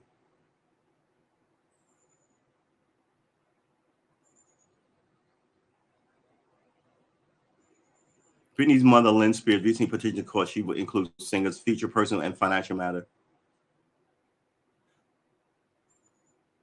So here's what this sounds. This sounds like this conservatorship was a way for people around her to steal from her, and nobody actually looked in on it. So now what you have here with this conservatorship, and I'm just guessing, is all the parties involved wanted to go away, right? You can't. You want it to go away fast, and you need to keep the conservatorship, because once you're ousted, somebody's going to look into the books, and then they're going to start throwing charges and allegations and filing charges against people. That doesn't happen if you stay in power and control it, right? You can maybe rescue it, put some of the money back, or, but if someone say, I'd like a full accounting of all the money, where did all the money go? This we don't know exactly. So how are you writing? Look how long this fuck. You know what? This is what this is the kind of shit I'm talking about with media. Okay, that's nothing. So you wrote all of this, all of that, and with a title of Broke Fest, right? Oh my goodness. She also owned a restaurant in New York City at one point. Yeah, that restaurant was not awesome. At that point, everybody was having a restaurant. It's 100% driven by her being female. Every man in his life has tried to control and infantilize her. Her makeup artist from back in the day said she wasn't surprised by Britney's breakdown. Her management were overworking her, and she would have many breakdowns, asking for time off. They would manipulate her constantly to keep the money train coming in. Meanwhile, you have men like Harvey Weinstein, Bill Cosby, James Franco behaving abhorrently and being called geniuses. Here we go. Kanye has it's not whataboutism, stupid. Kanye has a mental health break on stage, and no one is putting him in a conservatorship. It's gross the way women are treated, especially when they begin to exert their power and refuse to cower the males. Yeah, you know what? This is whatever you're writing. It's up your own nonsense about it. The law is just okay, fine. I don't buy it because tons of other people control their destinies. Everything that goes wrong in a woman's life isn't a man's fault. When did all the money go? All right, we don't know exactly where Britney's money went, but one thing is for sure, it should be a lot higher than 59 million, reporting her conservatorship filings. Britney has many people managing her finances. Her conservatorship costs $1 million per year. Her conservative costs her $1 million a year. Her agent gets 10% cut of her earnings, while her manager gets 15%, and she has various accounts on payroll. While managing a non-figure fortune can get costly between the tax and personal fees, it doesn't make sense for Britney Spears to be worth only 1/7 of what she earned over the last 2 decades. She owns one home and doesn't appear to spend extravagantly. According to court documents, she's on a $1,500 a week budget. Oh my God. $1,500 a week. A judge in Britney's conservative case has requested a review of her file, including her finances, but don't hold your breath just yet. Britney's conservatorship recently filed a motion to seal all documents in the conservatorship case. Why? For her mental health reasons or for her financial reasons? So whatever is discovered, we may never know or hear about it. I may earn a commission from some of the ads and Amazon links on this page. That's an advance of support. Yeah, it's more clear that they are stealing from her. Yeah. So the court document the net worth of the estate under conservatorship private to the reports. So the report to the court documents the net worth of the estate under conservatorship. However, in 2004, Britney Spears formed the SJB Revocable Trust, naming herself as the trustee and sole beneficiary. When she becomes a conservatee, the trust changes hands to the illicit temporary co-trustee, Brian Spears and Ivan Tabak. Jamie Lynn Spears was appointed as a trustee in 2013. The SJB Revocable Trust is not included in the estate reporting because conservatorship do not control it. No one can say what the value of the trust is, but Britney moved all her assets into it in 2004 to be managed and reinvested based on that image I saw. Oh, okay. So they're saying, let's read the whole thing first. But I think they're saying she's got a quiet blind trust where all her money is and a public conservatorship of her $60 million, which would make sense, right? I'm going to take, if I had $350 million, I'm going to take $290 million and stick it in this unbreakable trust thing that I control. And I'm just going to party with my other $70 million, right? And you lose some of that. So this is what this is saying. The SJB Revocable Trust is not included in the estate report because her conservators do not control it. No one can say what the value of the trust is, but Britney moved all her money into 2004 to be managed and invested based on an image I saw documenting assets on hand as of January 1st, 2010. She earned $11,253,989 in investment interest from her trust alone, one of which is her touring company, assuming she were using a 2.4 annual interest rate. The principal of the trust would be, hold your hats, $459,346,515.51. I can't say with any certainty if those numbers are accurate without seeing the full document. Okay. I don't know who he is, but he seems to know money. So there's that. Let's hope that's what happened and that people didn't steal $270 million from her. All right, ladies and gentlemen, boys and girls, I think this is it for us. We've been streaming for 3 hours. We're going into Sunday. We're going to get something to eat and likely play some video games. So remember, you are valuable. You are not a pod person in this thing. You should not treat yourself like one. A lot of stuff is going on. You should know what that is. Because then when people come to you saying, hey, I'm your congressman or your senator or your preacher or your police commissioner, and this is what you need to do, you will know enough to go, that doesn't sound right at all. Or, oh yeah, that sounds perfectly good, right? You're not just going, oh, I don't know what to do. I'll just do whatever you tell me. Education is everything. Educate yourself. Read a book. Read the newspaper daily. Doesn't have to do a lot of it. Just 10 minutes a day will get you up to speed in like a few months. Know who all the players are. That takes a little more time. And try not to let it eat at your soul, because then everything affects you, but it affect you personally and emotionally. Sitting at home watching TV, the news report all the time being wrong. Got those people. You're just building more plaque in your heart or getting a day closer to that stroke, which we don't want. But if you know a lot of stuff, and when they come up on TV, you can just go, that doesn't make any sense. And then when someone, like I said, the guy here who's running for office, he's talking about how he gave everybody better health care. And I'm like, that's not true from the position you're sitting in. That's sort of impossible. Wow, that healed really badly. I have a scar on my shin because I hit the coffee table and peeled a lot of skin back. And I'm like, oh, I just sort of folded it over, hit it with something, then put a Band-Aid on it for like a week, hoping that the skin would sort of like regraft, but it wasn't going to regraft, right? It just slowly rotted away and fell off. And now I have a big light spot on my leg from where let me tell you something. I don't know why it hurts so much to stub your toe. Pinky hurts worse. Big toes hurt a lot, but pinkies hurt worse than big toes. I don't get it. Right behind that is bumping your shin. I don't know what God's plan was to put all these pain receptors in big toes and shins. Meanwhile, you get a weird, funny tingling on your elbow when you bump that. I got to ask when I get up there. Hopefully it won't be soon.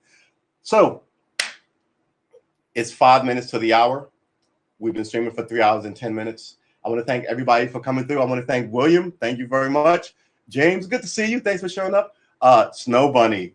And please be careful, Snow Bunny. I know that you guys are having a storm coming through. Let us know how it. I think it won't be over until until Tuesday. What is the name of that hurricane, by the way? Ida, right? So please protect yourself. Make sure you're safe. Hurricane Ida. Let's look up all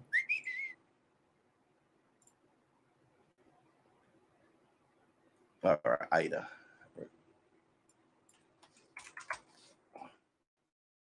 Yeah, that don't look good for anybody. Oh, I think it might be missing you, which is good. All right. Yeah, it's gonna miss Texas. It's good. It's gonna smack Louisiana right in the face. So all right. Well, be safe anyway. Got mad love for you, sister. All right, ladies and gentlemen, this is it for us. We will see you tomorrow at the 6:30 show. I guess I'll come up with a plan for 9/11 because I don't think I'm going to be here. I don't do anything on 9/11. I cut the TV off because it's always miserable stuff. For a while there, they were replaying the day it happened. And I was just kind of like, why are you doing this? Right? It's not a documentary. Why are you re-showing disaster? And then all the politicians come out and give bullshit speeches. And I just can't. I can't. Yeah, but think of those guys, man. Remember them. That was something. 3,000 people. And we were finding people for months and months afterwards. Months and months and months afterwards.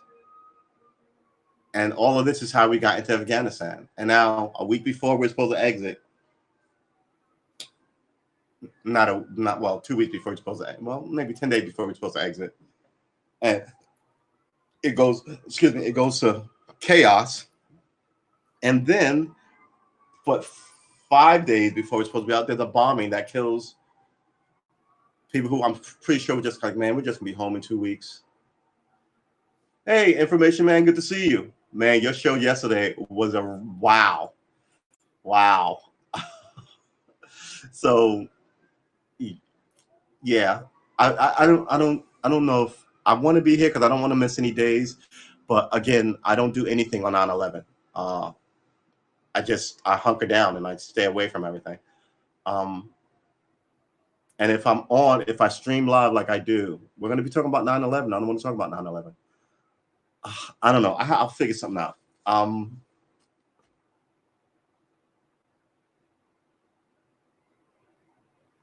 It's been 20 years and I've never done anything other than not for the full 20 years. I don't know. I'll figure it out. Yeah, that show was balling, man. Everybody in the chat, I want to thank all of you. you should like and subscribe, and know that, I'm gonna say this: everything you see on TV isn't the truth. Some of this stuff you may have to investigate yourself, right? And that's, I want to say it's easier to do, but a lot of the stuff you're not going to be investigating the Pentagon. But a lot of stuff is easier to do. Like this whole idea for me is Rahm Emanuel being made an ambassador to Japan after that whole Laquan McDonald thing. I'm like, why am I voting for you people in the Democratic Party? You want my vote, and do you want to give me the finger? So, and I said this before, once black people, the 60 million of us plus, take a pass in an election or two, it's the Democratic Party's ass in a lot of these places. Maybe not in Montana and Minnesota and Wisconsin, but in New York, yep. In Florida, yep. In California, yep. Places in Texas, yep. And then what are you going to say? Well, give us another holiday? Nobody wanted that fucking holiday in the first place. This whole, yeah, I think you're going to see some interesting shit happening this election cycle, this coming November and next November, a year in, because I'm like, what? And I'm gonna make it my point to let everybody who don't know what the politics are, the politics. I think I may just spend the next 3 months ripping this administration an entirely new one, just over. No, I don't want to get lost. I'm gonna do it around elections. I'm gonna embarrass black people into doing the right thing for themselves. I mean, the idea that you picked him after he covered up a police shooting is fucking outrageous. And it says these people who I'm perpetually asking for votes for him. That plus the phrase that, you know, America not racist. I'm like, really? Plus that, and not fixing the voting thing, right? I mean, I don't know. I think we're at war with each other in stupid ways, and the people in charge kind of don't do anything to fix it. And there's not just us, the black community. Like I talk about women on this channel all the time. The idea that, you know, nobody knew that Cuomo was being an asshole to women is ridiculous. The idea that nobody knew Bill Clinton or his come up was an asshole to women is ridiculous. Joe Biden has these accusations in his history, right? But what are you telling me? The bad guys always win is what you're telling me. And now the bad guys think I'm stupid and they expect me to vote for them after they nominate this guy to be an ambassador. I'm just kind of like, nope, I'm done with you. I'm done with all of you. And now I'm asking people why are they voting for these people, openly asking it. So please pray for me because I'm obviously losing my mind. Enjoy your weekend, guys. This is your Sunday. Get out, get some sun. It's sort of overcast here. Get some sun. Go have a smoothie. Get a milkshake. And know that there are people out here who are rooting for you. I'm rooting for you, even if I don't know you personally. But you gotta put in some of the work. You can't be so happy to be lied to by the people in power. And you can't be so disconnected to watch your neighbor get murdered off by the cops and say, well, it's not my family. I don't care.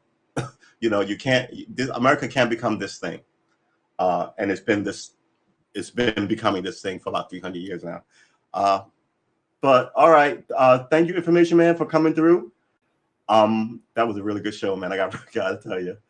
I didn't catch all of it, but I caught like blocks of it in like 20 and 40 minutes increments. Thank you, Snow Bunny, for coming through. William, as always, thank you for being here. James, thank you for coming through. I will see all of you, hopefully, tomorrow, because I'm here every day, 6:30 p.m. every day. Sundays, I'm here at 7:30 a.m. every Sunday. It counts as church. So you can check out your synagogue, your church, or your mosque like that.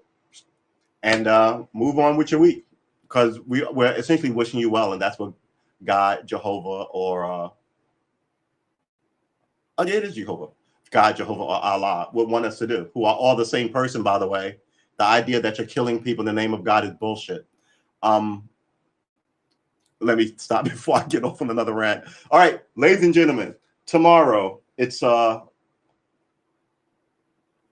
tomorrow's Monday, and it's we're closing in on the last week of the last few days of this month. A few big things are coming up nationally. One is the 9/11 memorial. But sooner than that, we're going to look at how or what happens if we don't get all these people out of Afghanistan by the 1st of July. And if anybody is listening who has any power, there should have been more airstrikes than one. I'm just saying. So you guys might want to get on that. Out here got me wishing the bad guy's death, which I think I've just started doing after the bombing. And those of you who think about running for office, you should seriously investigate it because some of these people are incompetent, and you would be better. I'm at this point, I'm all for new people, not people who've been there forever. Jim Clyburn is a knucklehead and a ridiculous person, and I wouldn't trust him to tell me I was on fire if I was on fire.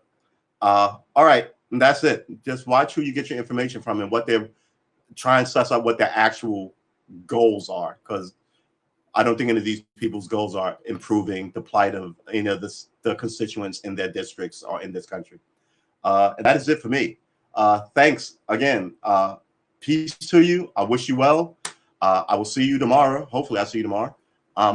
And enjoy your Sunday. Get out there and get some of it. Spend it with people you love or people you at least like. And I will see you in the next one. Peace out.